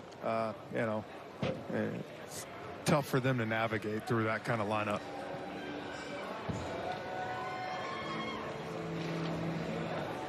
So Cantorino with 29 pitches faces 5 hitters, strikes out 2, walks 3, and departs with the bases loaded. The Braves, but with 2 outs. Twins lead Atlanta 2-1 here in the bottom of the 5th inning. But now let's enjoy a quick word about a big change coming to our network. Your favorite teams have new networks. Fox Sports South and Southeast are becoming Bally Sports South and Bally Sports Southeast, March 31st. Beautiful sunset in Northport, Florida tonight as we feast our eyes on Robinson Leyer, the former Boston Red Sox, who's on the mound for Minnesota, and he comes in a big mess. I think we saw Leyer last year pitch against the Braves. I think we did up in Boston. We did. September 2nd. Gave up a hit in 1 inning, struck out a couple of hitters. That was that series where Ozuna hit 3 home runs and Adam Duvall 3 home runs up in Fenway. That's right. In fact, his first 2 games were against the Braves. August 31st and September 2nd, both 1 inning, 3 hits, 1 run combined in those 2 outings. So Leyer versus d'Arnaud, bases full of Braves thanks to a couple of 2-out walks. d'Arnaud's walked once, struck out once in his 2 trips to the plate tonight. He faces Robinson Leyer, the 4th Minnesota hurler in the game. This guy's always had a big arm. But last year, 4 2/3 innings and a 21-21 ERA. 11 earned runs in 4 2/3 innings. And that one got away from Garver. Here comes Pache. He's streaking toward the plate. He's going to score standing up. And the Braves have tied the game. Garver's been chasing the invisible baseball a lot this inning. The Twins have been awfully wild, and the Braves take advantage. Yeah, he talked about his year last year. We saw a lot of guys like that last year, Chip, that you can see it was almost a mix-up there. He thought off speed was coming, threw fastball up in the zone, but a lot of guys were thrust into throwing last year that, let's be honest, we're not ready for the big leagues yet. And you know, it'll be interesting, like I said, going forward this year to see if there's more guys like that with minor leagues not going on yet. Well, Leyer is going to be 28 years old, or he just turned 28. He started pitching in 2012 in the White Sox organization. This one on the ground to Simmons, big hop, and his toss across is in time, and a wild pitcher pass ball helps the Braves get it tied with through 5, 2 apiece. You know, it was special. I didn't know what was going to be like. Obviously, the first 2 weeks was tough. You know, I had no energy and all that. Trying to take everything in stride. You know, I didn't know if I was hurting the team too much in the first 2 weeks. I felt if I would hold a runner on and hop off 3 times, I was exhausted. Then I was going to try and hit after that. So things just weren't going very well. And you know, with a little help from home, I got a quote sent to me from Chelsea that kind of changed my season and year for me. So it came up on my phone. I was looking at it. Snit had given me a day off, and it said, "You didn't come this far to come this far." Because I was thinking about maybe not playing anymore that year. I didn't know if COVID had affected me so much where I just couldn't play anymore. You know, my body wasn't recovering. So I actually sent a text of, should I keep playing? Because I didn't know if I was, you know, hurting the team too much. And then 5 minutes later, that quote came in and said, "You didn't come this far to come this far." And I was like, you know what? You're right. And the next day, I hit a home run and a double, and we took off. So sometimes you just need a little mental twitch and a little fix up there and a little punch in the face, and here we go. And that's what I needed. She gave it to me at the right time. That was a conversation I had with Freddie about a week ago, and I remember my mouth dropping just thinking we were a text away from not seeing that MVP season he had, you guys. And I just think it's crazy, and the selflessness to think that way as a guy who's done what he's done in his career already. This point, though, to feel like he was hurting his team too much that he was willing to step away at that point. But Chip, you had teased it earlier. That's a heck of a conversation with Freddie that I really enjoyed, and that was one of many stories we hadn't heard yet from him. So thanks to Chelsea, everybody back at home. Be sure Braves fans to thank her, because that's why we got to see the season we did from Freddie. Pretty remarkable story. Yeah, and I'll say Freddie would be good enough just standing up there and walking twice a game. Yeah. But you know, it was tough last year. A lot of people really didn't know what to do, and as Kelly said, I'm glad he stuck with it, because obviously with those numbers, you take him out of the lineup and you're not where you are. Well, and 2020 and 2021 will be a part of Freddie Freeman and Chelsea Freeman's life that they'll never forget. They have their lovely son Charlie. Freddie wins the MVP award, and the Freemans welcomed baby boys this offseason. So it is a party of 5 for number 5 Freddie Freeman as Nate Jones comes in and humming strike after strike. Nate Jones, a non-roster player. One of those stories that you always hear about in spring training, Jeff. We always talk about who's going to be the guy that nobody thinks about, that comes in, puts up big numbers, and has a chance to make your team. Well, this might be one of them. Well, you know, I remember facing him when he was in Chicago with the White Sox, and he had a big arm, great slider, and you're starting to see that. Velocities come back some, and that wipeout pitch. Yeah, Jones this spring has not given up an earned run in 4 2/3 innings. It's only his second strikeout, but the bottom line is very few base runners and nothing allowed, and that's exactly what you want out of your bullpen. This is Mitch Garver, and Jones missed outside. 2 balls, no strikes. Jones with the White Sox. Last year was with the Cincinnati Reds in 21 games. Look at his career numbers. 9 years in the major leagues. Throws a lot of strikes. 3-to-1 strikeout to walk ratio. Again, that's what you hope for. Hot shot to short. Nice play. Adrianza. Good throw. Takes care of Mitch Garver. Ehide Adrianza. Handle that hot shot cleanly. His first chance, and quickly 2 out. Yeah, great play. You can see why Snit and the team's so excited about this guy, too. You talk about his defense. There's been a lot of conversation, Chip, about him coming on lately. Possibly a guy that could make the team or definitely be in the conversation. It's a whole new 9 for Atlanta. As you see how things line up defensively, we'll get a look at Jake Lamb. Pablo Sandoval's in to play first base. Goins stays in the game. Adrianza, Phillip Ervin, Guillermo Heredia, Abraham Almonte, the Atlanta outfield, and William Contreras is behind the plate. William, the brother of Jeff's buddy Wilson Contreras of the Chicago Cubs. Another chance at short. Nice scoop from his knees. Scrambles to his feet and throws. Adrianza 2 sterling plays. He robs Sano, and we head to the middle of the 6th inning. Tied up 2 apiece. The Braves are ready to welcome fans back to Truist Park next month. The home opener is April the 9th against the Phillies. New health and safety procedures include modified seating, additional sanitization, and mobile ordering. Also unveiling 3 new and enhanced club and hospitality spaces. See the full details at braves.com/let's play. New life for Atlanta. They've tied the game 2 apiece. As we head to the home half of the 6th inning, Ehide Adrianza is the man leading off for Atlanta after 2 terrific plays at shortstop a moment ago. On the both sides, too, in the hole and on the glove side. National League rules back in play in 2021. No designated hitter. Like it or not, that's where we are as we move to within 2 weeks of opening day. That means in the National League, Jeff, you better have a good bench. You don't have the limitations that the DH offers because you just don't make double switches. You don't substitute too often in the American League style game. In the National League this year, those reserve players are hugely important, and Adrianza bidding to be one of them. Look, I think we can all agree that there's a good chance next year that DH is coming for good. And I think we talked a lot last year about even our good buddy Tom Glavine, who loves to hit, kind of said, look, it might be time to do this. But as you said, even more important for a bench now this year with that.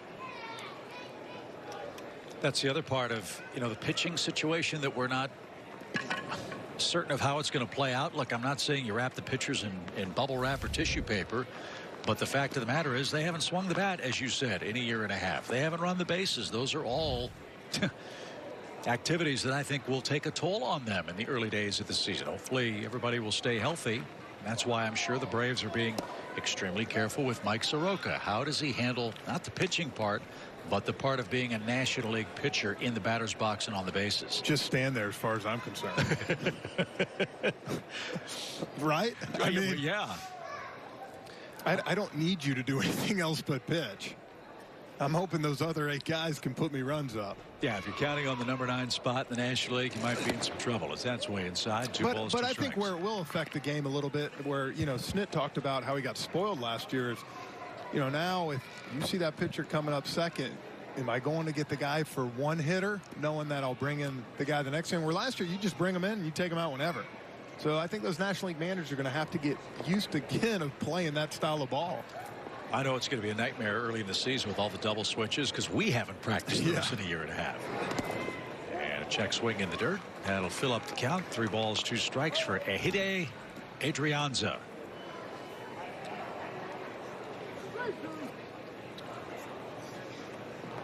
Jake Lamb, another one of the hopeful bench players for the Braves, another major league veteran, waits on deck. We'll see him swing the bat.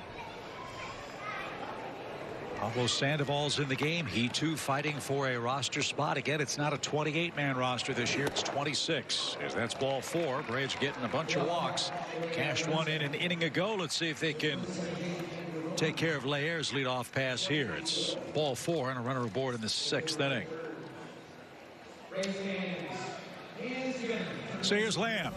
Lamb's an interesting story. Left-handed bat. Did not have a good season overall. You look at his numbers. He's battled injuries. A couple years ago, though, Jeff, this guy was one of the best power hitters in the game. And I think that's where we heard Alex Anthopoulos tell us earlier. We got some names in this camp, Chip. You look at Kipnis, Sandoval, Lamb. These are guys that a lot of fans have heard of. Perennial all-stars for a while. But at the same time, you kind of got to take that out of the picture and say, what do they got right now? And what can they bring to this team, especially, you know, when you're talking about where the Braves got last year and where they want to go, you know, you got to take the best guy with you. Lamb's last best season was 2017 when he was an all-star with Arizona. As this ball is cracked to deep center, straightaway center, but Buxton's there to make the catch, and retreating to first is Adrianza. Lamb had terrific power with the Diamondbacks, hit 30 home runs that year. He's hit 18 home runs in the major leagues since as a result of all of those injuries. But a guy that swings the bat left-handed, be a left-handed home run threat off your bench, can play first, can play third. Valuable commodity. I think he's a guy you're going to see on the team. You know, he brings a lot of value, and honestly, a guy that maybe if you do face a tough right-handed hitter, sometimes you give him the chance to play third and give Austin Riley a day off. You know.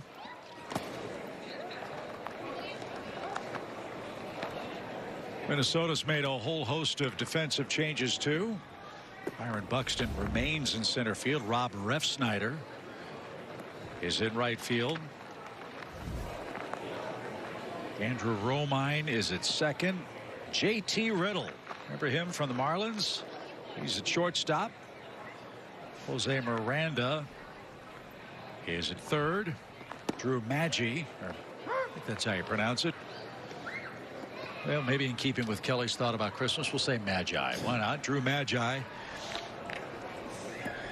is at third, and Tomas Telis is behind the plate. Robinson Laier is still on the mound for Minnesota. Ball into strike to Camargo, has one of the Braves, has the only Braves hit, I should say.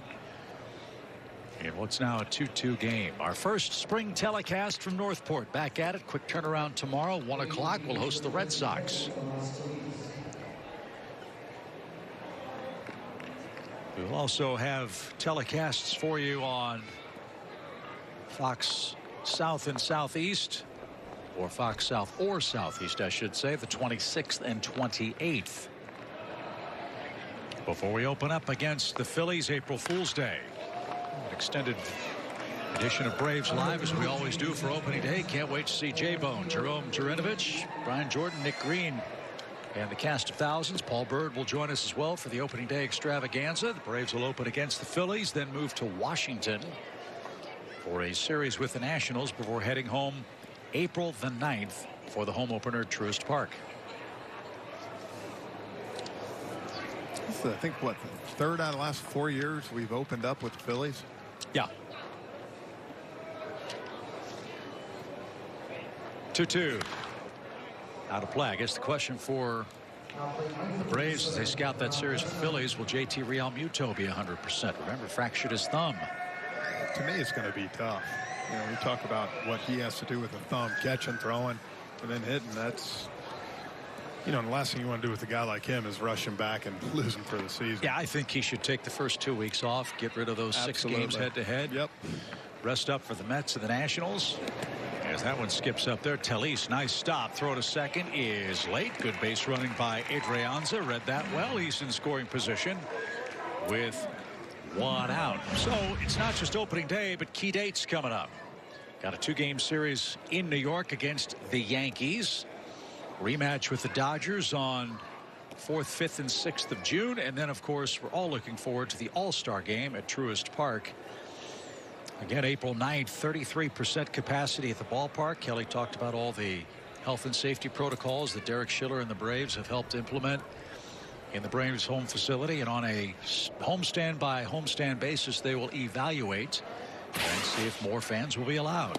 Hopefully that'll be the case. As strike 3 is called, Camargo caught looking. He strikes out for the 2nd time tonight. And again, it's worth repeating. We showed some great scenes earlier in the ballpark tonight. Personally speaking, the thing I missed most were seeing the fans yelling and screaming, cursing, cheering, yelling, whatever it was at the ballpark. It was empty last year. There's no doubt about that. Those wonderful shots. And we did indeed feel like we were castaways. That guy's having a big time tonight.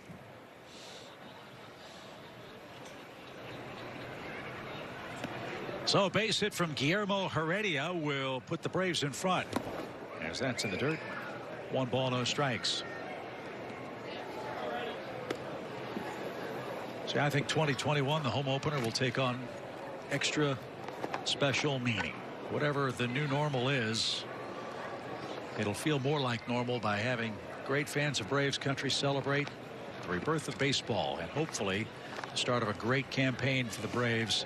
Takes us deep into October yet again. 1 ball, no strikes. That's right down Broadway, even count. It's 1-1.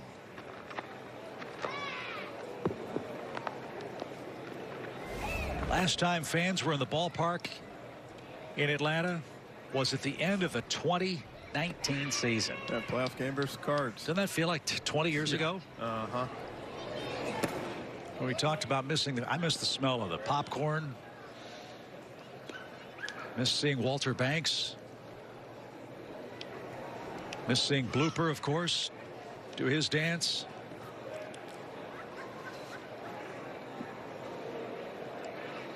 Miss walking home after the game and talking to the fans about the way things worked out.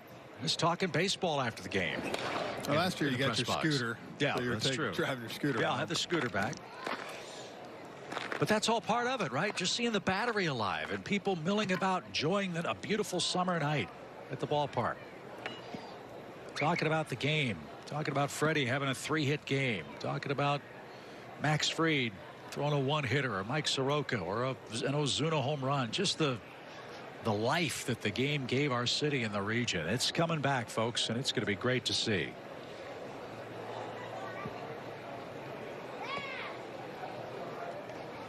Two balls, 2 strikes. Driven out of play, foul. And we'll do it again with Guillermo Heredia. Squared up a 95-mile-an-hour fastball.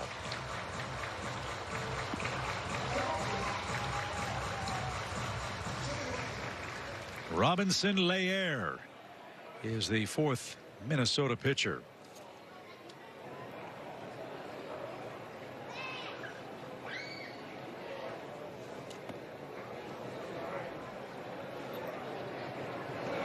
Swing and a miss. 96-mile-an-hour gas, and that retires the Braves in the 6th inning. Don't forget the rosin bag, Robinson. 2-2 your score. We head to the 7th. There's nothing like spring training, and it was and has been a beautiful night in Northport, Florida tonight as the Braves and Twins meet.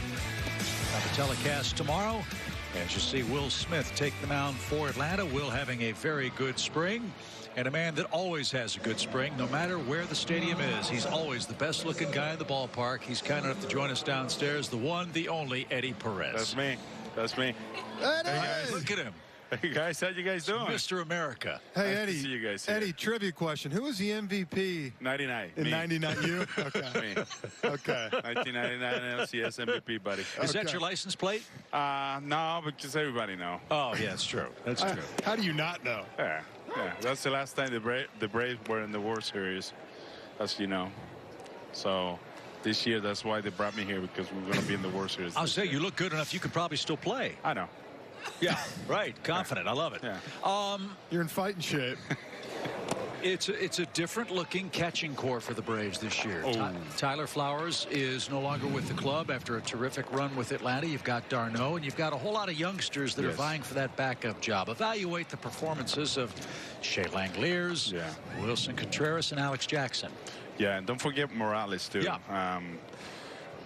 Let me tell you something. It's so fun to watch those guys go about their business every day. Like when we do blocking, they're unbelievable. When they throw to the bases, it's unbelievable. And it's something nice to have, you know, because, you know, Tyler's gone. We still got trouble, but I think we got some good deep if something happened with Travis and wherever it's going to be the backup. But, you know, we feel very good with those guys. Even Morales. Morales, to me, is one of the he's not playing the big league yet, but he got more experience than any other catchers we got. So we feel really good with those guys we got. So it's fun to have. It's fun to have that problem that anybody can catch in the big league right now. Eddie, the game has changed with analytics and the way the game is played. The decreased emphasis on stolen bases, hit and runs. So the art of catching has dramatically changed. How would you describe that change from when you played to what guys like Contreras and those other names you mentioned are having to go through at this level? That's right. All I know is if you play in this era, I'll be making a lot of money because I can hit them. And I cannot hit that now. All you need to know is catch the ball and call a good game. That's what I was good. And that's what make this game better now, because you have a guy who can call the game. Receive is our #1 thing now. And then if you throw and block, it's good. And then if you hit, it's be better. And we lucky to have one. It's Travis d'Arnaud. He can do all of those things, and he can call the game. So right now it's different. And like I say, if I play right now, I would make millions. You should make millions now just because of it. You should make millions because of endorsements now, Eddie. That too. You know? I'm a good-looking guy. I was telling Chip earlier, though, you know, with d'Arnaud, you know, he's a little older now, had a great season last year. Whoever is that second catcher is going to play a lot. They're going to have to keep him healthy and give him days off. Well, last year we don't play that many games. And I think it's 162 games we're going to play this year. And like you say, whatever is going to be the backup, he's going to play a lot. He's going to play a lot because Travis is always going to have a couple days off, a week maybe. But like I say, man, we don't feel bad using Contreras or Alex Jackson. Alex is doing a great job, and like I said, Morales too, and we have this kid Langelier coming up, and he's going to be ready soon too. And I would think that short stint last year when both Tyler and Travis were out has to give you and the rest of the staff a whole lot of comfort knowing that these kids can handle that load you're talking about. You know what? The only thing we worry, or they worry, is calling the game. And now they have something in their arms that, you know, they can look at him and see what kind of pitch they got to throw.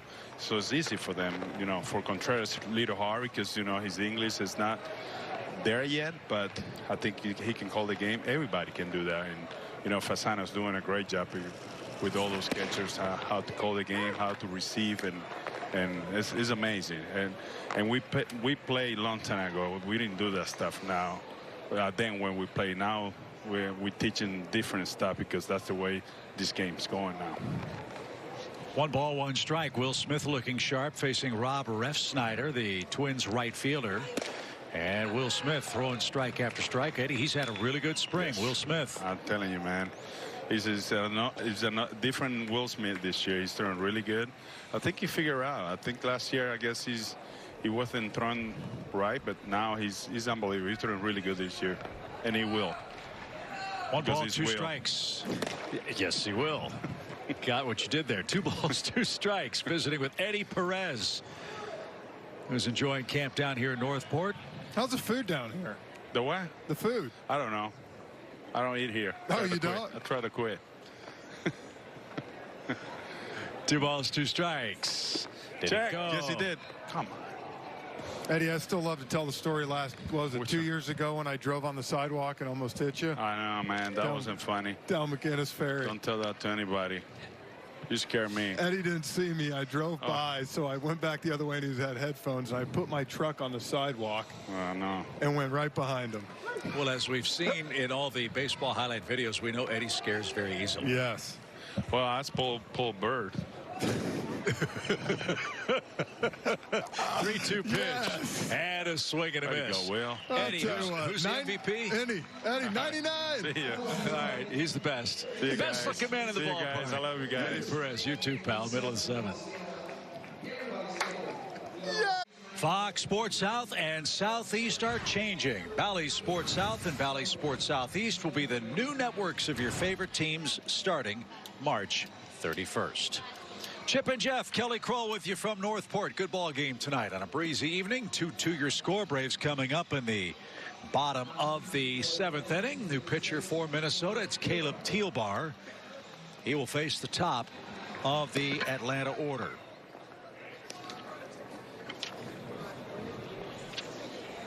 Thielbar, the 5th Minnesota pitcher in tonight's ball game. That's what he did last year. Very impressive work.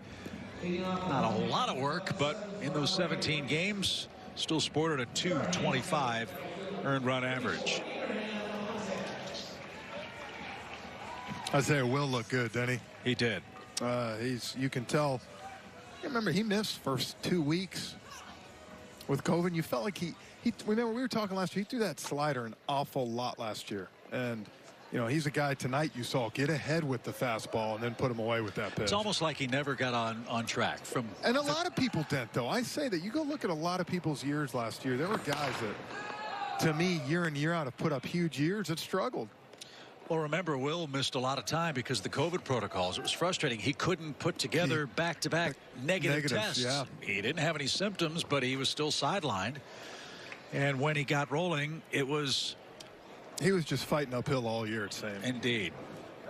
There's Abraham Almonte, the batter, facing Caleb Thielbar out of South Dakota State University. He graduated with a degree in wildlife and fisheries management. See if he has a good hook. One of 29 Minnesota natives to play with the Twins. Thielbar also spent some time in the Braves organization in 2019. Pitched in Gwinnett, just 1 game, 2 innings. Before Minnesota picked him up as a minor league free agent. Then with the Brewers organization, among others. And a high fastball takes care of Almonte. Last 3 Braves hitters have struck out. That's how the home 7th starts. 1 up, 1 down.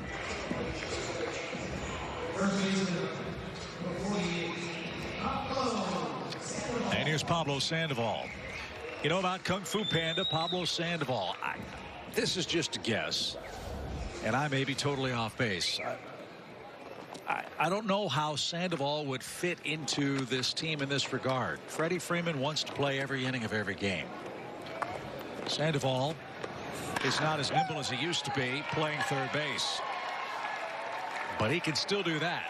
Most of his hits, if not all of his hits, have been singles, but they all count. He can hit. So how does Sandoval fit into this team with the National League game, Jeff, or does he? Well, there's always, you look at the first 5-6 guys in your lineup, you're not going to pinch hit for any of those guys. Right. And, you know, I don't think you'd love to, but there's times where, you know, like I said, if Austin Riley's struggling a little bit, you know, if Pache's struggling a little bit, you know, you could always bring a guy like him, you know, to pinch hit in a big situation. Because that's one, I mean, a guy can still hit. You know, look, it's not what he was in San Francisco years ago, but, you know, you saw right there a good swing on a pitch. That's what I said. You know, they got some tough decisions to make. And those are good things. you'd rather have to make tough decisions than no decisions. When you're rebuilding, you take any warm body you can get. That's not the case for this Braves team. No, there's going to be some good players left off the roster. And so if you look at Sandoval as a first baseman / third baseman, well, Camargo can do that. Lamb can do that. You have Riley who can do that too. So it's a very, very crowded mix for one of those bench spots. We talked about that earlier with Brian Snitker about the difficulty that every major league team is going to have this year with the limited games, the no split squads, getting guys enough at bats, and the lack of familiarity that they have with them being in their clubhouse. This ball shot to left by Goins. Good piece of hitting. That's headed for the corner. Magi cuts it off. It rolls into the left field corner. Sandoval rumbles to third, and the Braves are in business, second and third with one out. Ryan Goins with an extra base hit. Good piece of hitting for him. Second and third, one away, and the table's set for Atlanta. Yeah, you love seeing that. Fastball away and just throws a bat head on it, goes right down the line, sets up second and third. Phillip Ervin, the former Cincinnati Red, another guy trying to crack this 26-man roster. It's got a lot of pop. Cincinnati and Seattle for Phillip last year. Infield creeps in for the Twins with one out. And a good cut. Popped out of play. Strike one. I think one thing when you look to when you're making the team, you know, Matt Joyce came over 2 years ago. Could have been better options possibly.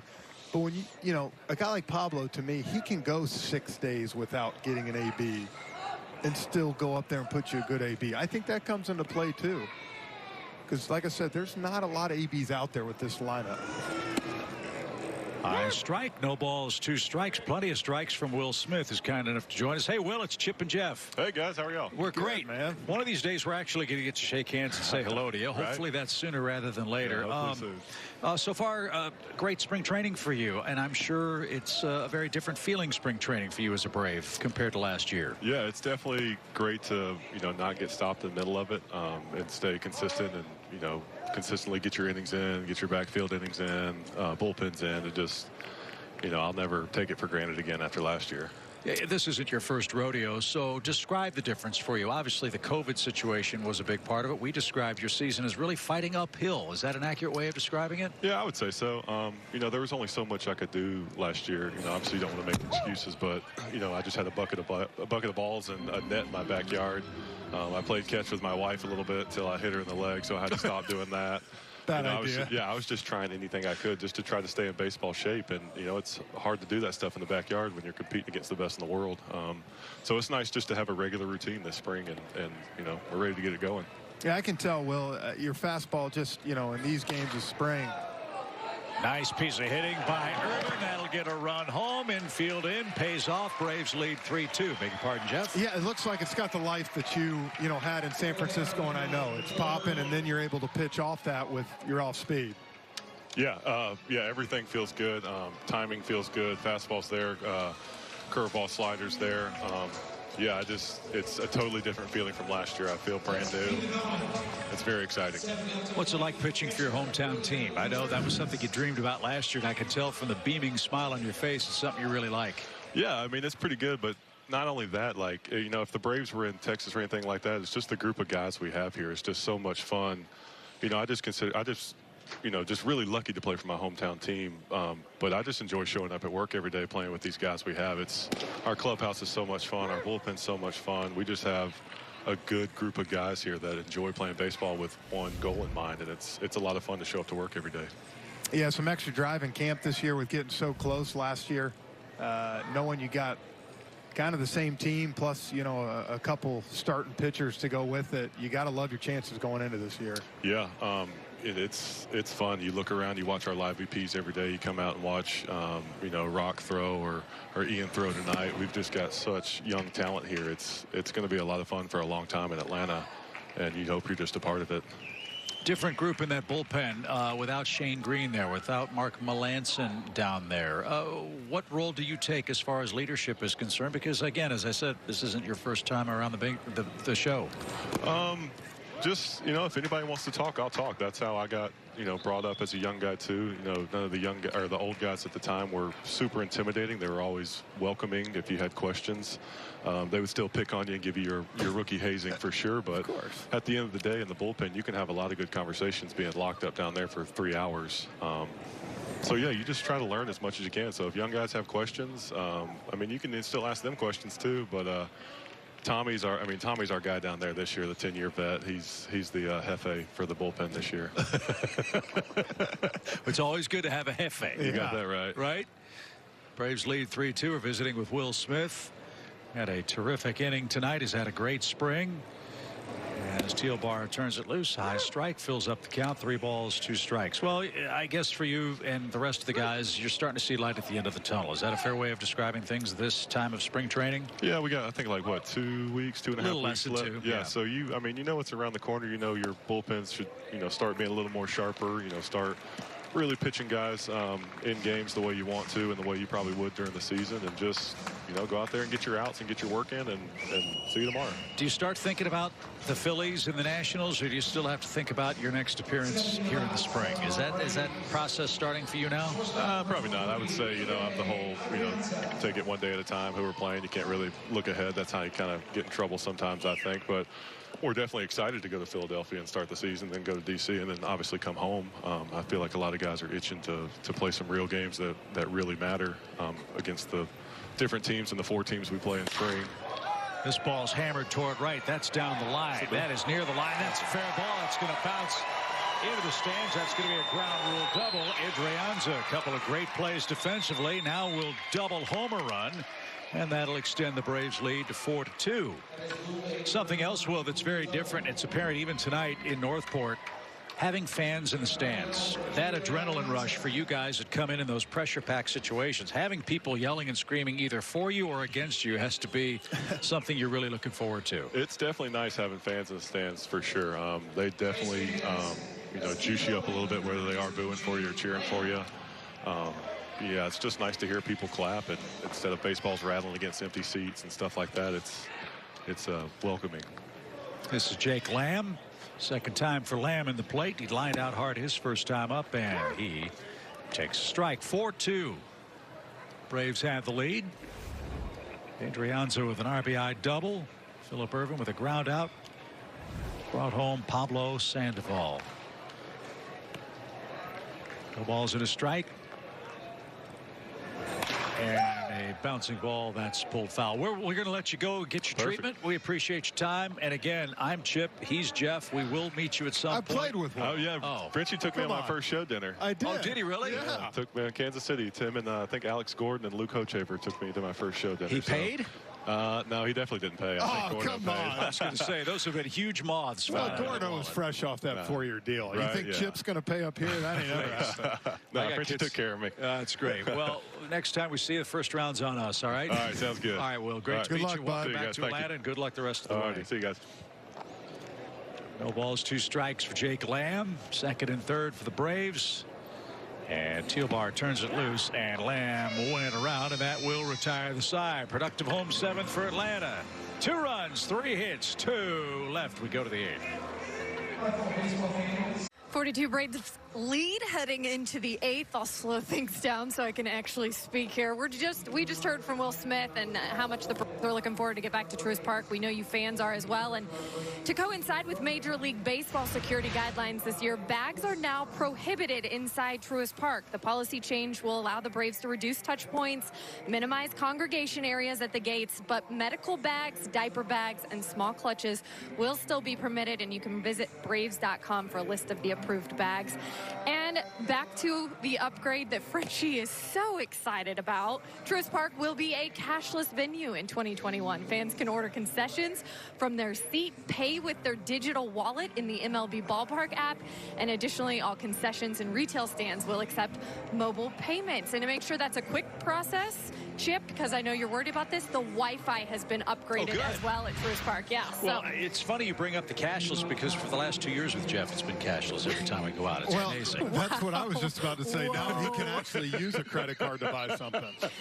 That went south quick. Yes, it did. Boy. Big moths I'm going to in the stay booth out of that as one. Chris Martin takes over for the Braves. Chris Martin had a terrific season for the Braves. Great report, Kelly. And we will continue to remind you of all the different protocols and different changes, the number of fans that can come in as those updates are made, because it is somewhat of a fluid situation. But rest assured, Derek Schiller and the Braves are doing all that they can to make sure that Truist Park is a safe and comfortable and fan-friendly place. But I can promise you that there will be many a tear in the eye on opening day. Yeah, it'll be great to see fans out there, and hopefully the last guy we saw pitch and this guy on the mound now will be out there for the 8th and 9th inning to get the first home win. Will Smith was great, inning with 2 strikeouts. Now it's Chris Martin. Devastating slider gets JT Riddle in a 2-strike hole. Riddle, the former Kentucky star and former Marlin, trying to catch on with the Minnesota Twins, but playing time at shortstop figures to be tough for Minnesota this year, with Andrelton Simmons locked up for a year.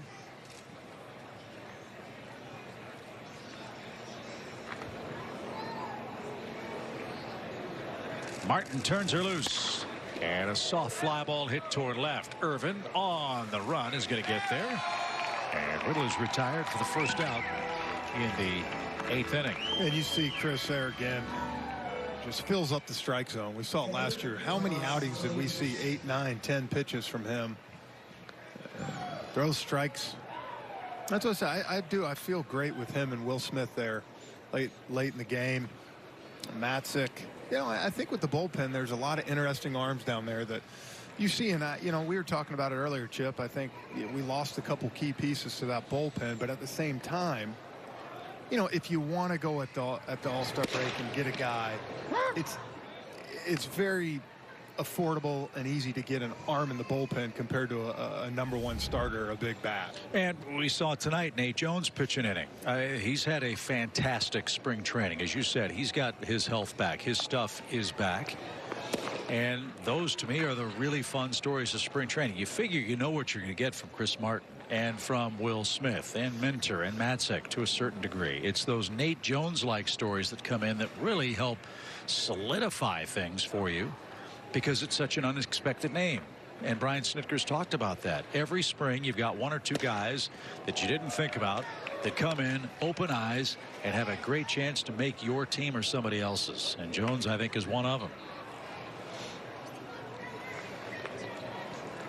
But still a lot of hard decisions for Brian Snitker, his staff, and Alex Anthopoulos to make over these final 12-13 days before we play for real in Philadelphia. Yeah, it's like anything. No matter, you know, before you come to camp, I'm sure they kind of list out, okay, this is maybe who we think the 26 guys are. And most of the time, I remember Bobby Cox used to say in our first meeting, would always say, I know 22 out of the 25 guys going north with me. You know, he'd lay it out there right away, and he's like, you know what, there's 3 open battles, and go get them. And I think that's kind of where it's at right now for the Braves. And isn't that something? No matter the state of your club from one season to the next, there is always turnover. You don't have the same 25 or 30 guys year after year. And that's a good thing, isn't it? Yeah, look, you're going to, you know, you're always trying to find a way to make your team better. And, you know, if it's 1 or 2 guys that you bring in, you got that, you know, ability to do that. Tomas Telis, the Twins catcher, swings and misses a slider. Strikeout #1 for Chris Martin. Braves have not allowed a base runner since the 5th inning. After Hernandez came in and got that double play ball, Jones, Smith, and Martin have given up nothing. They've pitched great tonight. Something you want to see. If you said getting cranked up, what, 11, 12 games left of spring training. This is where these guys really now you're going to see them lock in, start to really focus and try to get going. 2 outs, base is empty for Andrew Romine. And popped out of play foul. If you're just joining us, Ian Anderson started for the Braves, looked very good. 4 1/3 innings with 9 strikeouts. 8 of those strikeouts came in the first 4 innings. Struck out 2 in the first, 2 in the second, 2 in the third, 2 in the fourth. Very consistent for Anderson. Bright sunshine early, very difficult for the hitters to see much. Ian gave up 4 hits and 2 runs in the 5th inning. Pitch count was in the mid-70s, I believe, as this one's up the middle. Surrounded at second. Goins with the peg to first, and the Twins are out of luck in the 8th inning. Pablo Sandoval stretched out, made that play, and Chris Martin a perfect night. Twins having fun tonight in Northport, Florida. Beautiful breezy night. Ian Anderson struck out 9 in 4 1/3 innings. Braves bullpen has been outstanding. Braves with 4 runs on 4 hits are leading late. Bally Sports South is the new network of the Atlanta Braves. Beginning opening day, we'll be bringing you live coverage from Philly starting at 2 Eastern as the Braves take on the Phillies in the season opener. Join us April 1st on the same channel, but new network, Bally Sports South. Coverage also available on the all-new Bally Sports app. Sean Kazmar is going to lead off for Atlanta. This guy has had a great spring. And he faces pride of St. John's University, Cody Stashak, who pitched in 11 games last year, covering 14 innings for the Minnesota Twins.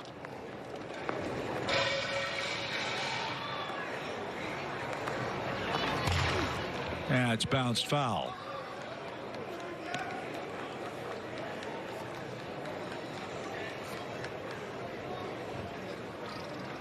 Seems like we see Sean Kazmar every spring, and every spring he puts up good numbers. This no exception.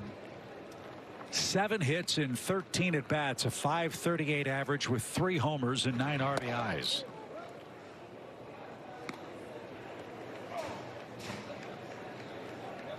Kazmar continues to follow the dream. He last appeared in a major league game in 2008. With the San Diego Padres. You have to respect guys like Kazmar who are still elite baseball players, but just don't have a place to play with a particular organization. No, and I think you see how the Braves feel about him. They keep bringing him back every year. It's amazing. He's a great guy to help the young guys in AAA, and look, he's going to hit, he's going to produce. And he takes ball 4 as Atlanta looks for a little insurance. Kazmar with a base on balls. Hit .270 at Gwinnett in 2019, his age 34 season. I mean, ultimate respect for Sean Kazmar. And now Heredia, the batter. Heredia struck out in the 6th.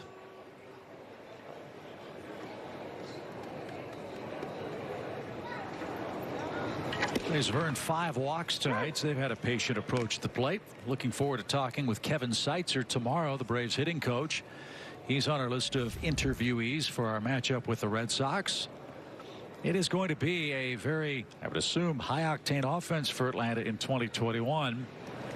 And they'll have to do it a different way as that ball's hit up the middle and into right center field. Kazmar streaks from first to third. The Braves in business with nobody out. That's a great piece of hit. Off-speed pitch. Instead of trying to pull it, goes with it.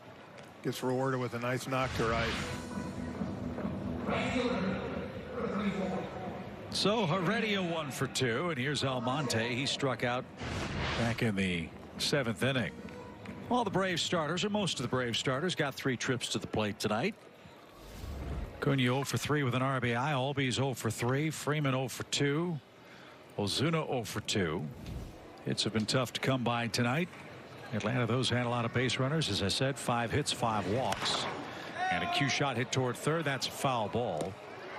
And Almonte will head back to the plate. Point I was making, Jeff, about the Braves offense, which was, as I said, so good last year. 2nd in the National League, I believe, in runs scored, an average. 2nd in home runs. That was with the designated hitter. We will not have that luxury in the National League this year. How does that affect things from Kevin Seitzer's standpoint, if at all? You know, I don't know if it's going to affect it so much. I'm going to be interested to ask Seitz, you know, kind of how his job changes now year in, year out as these hitters develop and grow. You know, you think 3 years ago he's working with Dansby and Ronald and Ozzie. Slash toward left near the stands and off the warning track foul. Yeah, you know, all those guys were really young. And now, you know, they're to a stage where, you know, I would imagine, you look at the numbers that offense put up, it's more of keeping the guys in check. You know, we talk about sometimes Dansby getting pull happy. We talk about, you know, Austin swinging out the zone. So I'm guessing his job has changed a little more of kind of, you know, not so much being, hey, this is what you need to do, but keeping these guys in the same routine every day so they can produce. Yeah, with that in mind, there are some differences for the Braves coaching staff this year. We mentioned Eric Young is back as the first base coach. DeMarlo Hale filled in and did a great job last year. He took a similar job with the Cleveland Indians this year. The Braves brought up Bobby Magianis as an assistant hitting coach along with Jose Castro. So Kevin Seitzer has two other idea men to help him with what is a full-time job with this 26-man roster. And let's not forget the Hall of Famer Chipper Jones, who's going to be working the home game. That's right. Can't travel. He can't travel, you know. Not too much too soon. But having him home for 81 home games is another voice for certain guys. And I think that's where the game's changed so much. You know, you have hitters that have their own hitting guys now, or guys that they trust and, you know, hear different than other people. And that's why I think you're starting to see teams have more guys like that. Makes total sense. Yeah, I mean, look, you're not going to connect with everybody. And frankly, you can't. No. There's just there aren't enough hours in the day to take care of all the needs of a major league offense these days. That ball's popped up to third. Murata in foul ground is going to make the play for the first out. Braves also have a new bullpen coach, and that is Drew French, who comes over from the Houston Astros organization. Brian Snitker was talking about what a great job Drew has done, how he's fit in. Drew was a co-worker of Troy Snitker, who is one of the hitting coaches with the Houston Astros. So look forward to meeting Drew and Bobby when we get that opportunity in 2021 as well. Here's Sandoval. Of course, Ron Washington back at third base. Hope he's the busiest man in baseball this year. What a character. One of the best. Rick Kranitz back as the Atlanta pitching coach. Up the middle, step on the pillow, low throw to first, dug out, and Sandoval hits into an inning-ending double play. To the ninth we go. 3 outs for the Braves to seal away a 4-2 win. The Delta Sky 360 Club and Infinity Clubs are the best places to do business in Atlanta. Memberships to these premium clubs include guaranteed access to all 2021 All-Star Week events. Request more information at braves.com/premium. That is the Braves Clubhouse store here at Cool Today Park in Northport, Florida. And that is Jacob Webb trying to close out a 4-2 Atlanta win. Braves bullpen excellent tonight. They have not given up a base runner. Jacob was excellent last year. See those numbers.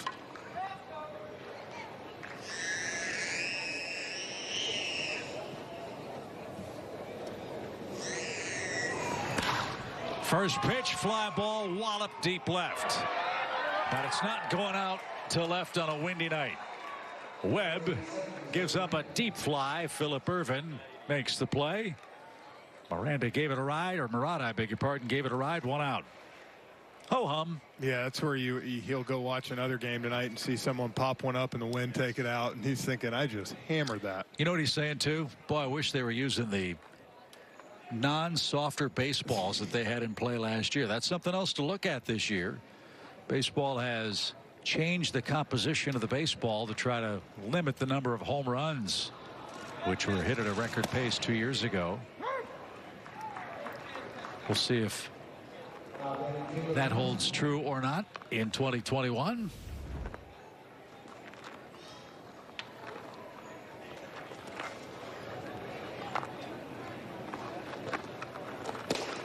Blistering fastball from Webb way outside. 1 ball, 1 strike. Anderson, Hernandez, Jones, Smith, Martin, and now Webb pitching tonight for the Braves, who picked up single runs in the 3rd and 5th, 2 runs in the 7th. And now Webb a strike away from his 2nd out of the inning. Big day of Braves baseball today. Our first spring training telecast. Hope you enjoyed our season preview show.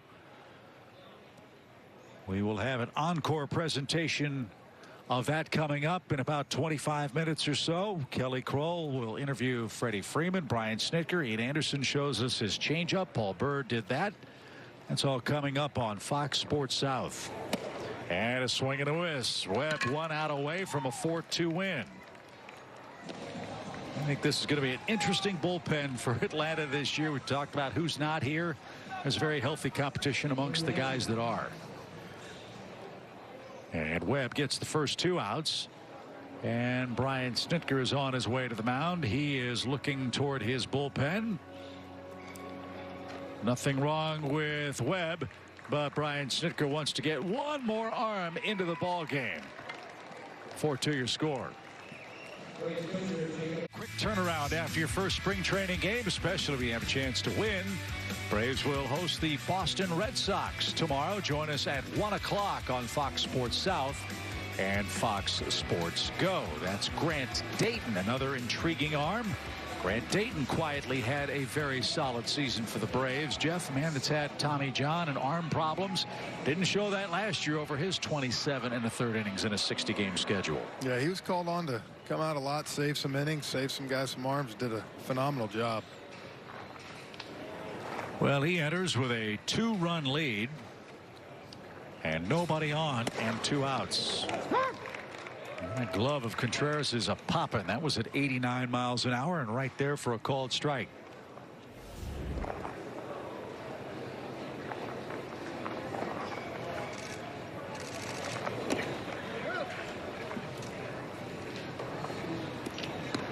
You know, the fun part of spring training, whether it's a guy on your team or a guy on another, you look at him and say, well, 10 years from now, what kind of a career will a guy like Drew Maggi have? As that's just off the plate. Pride of Arizona State, 15th round pick 10 years ago. Did not play organized baseball last year. Made it as high as AAA a couple of times. And now he and the Twins are down to their final strike.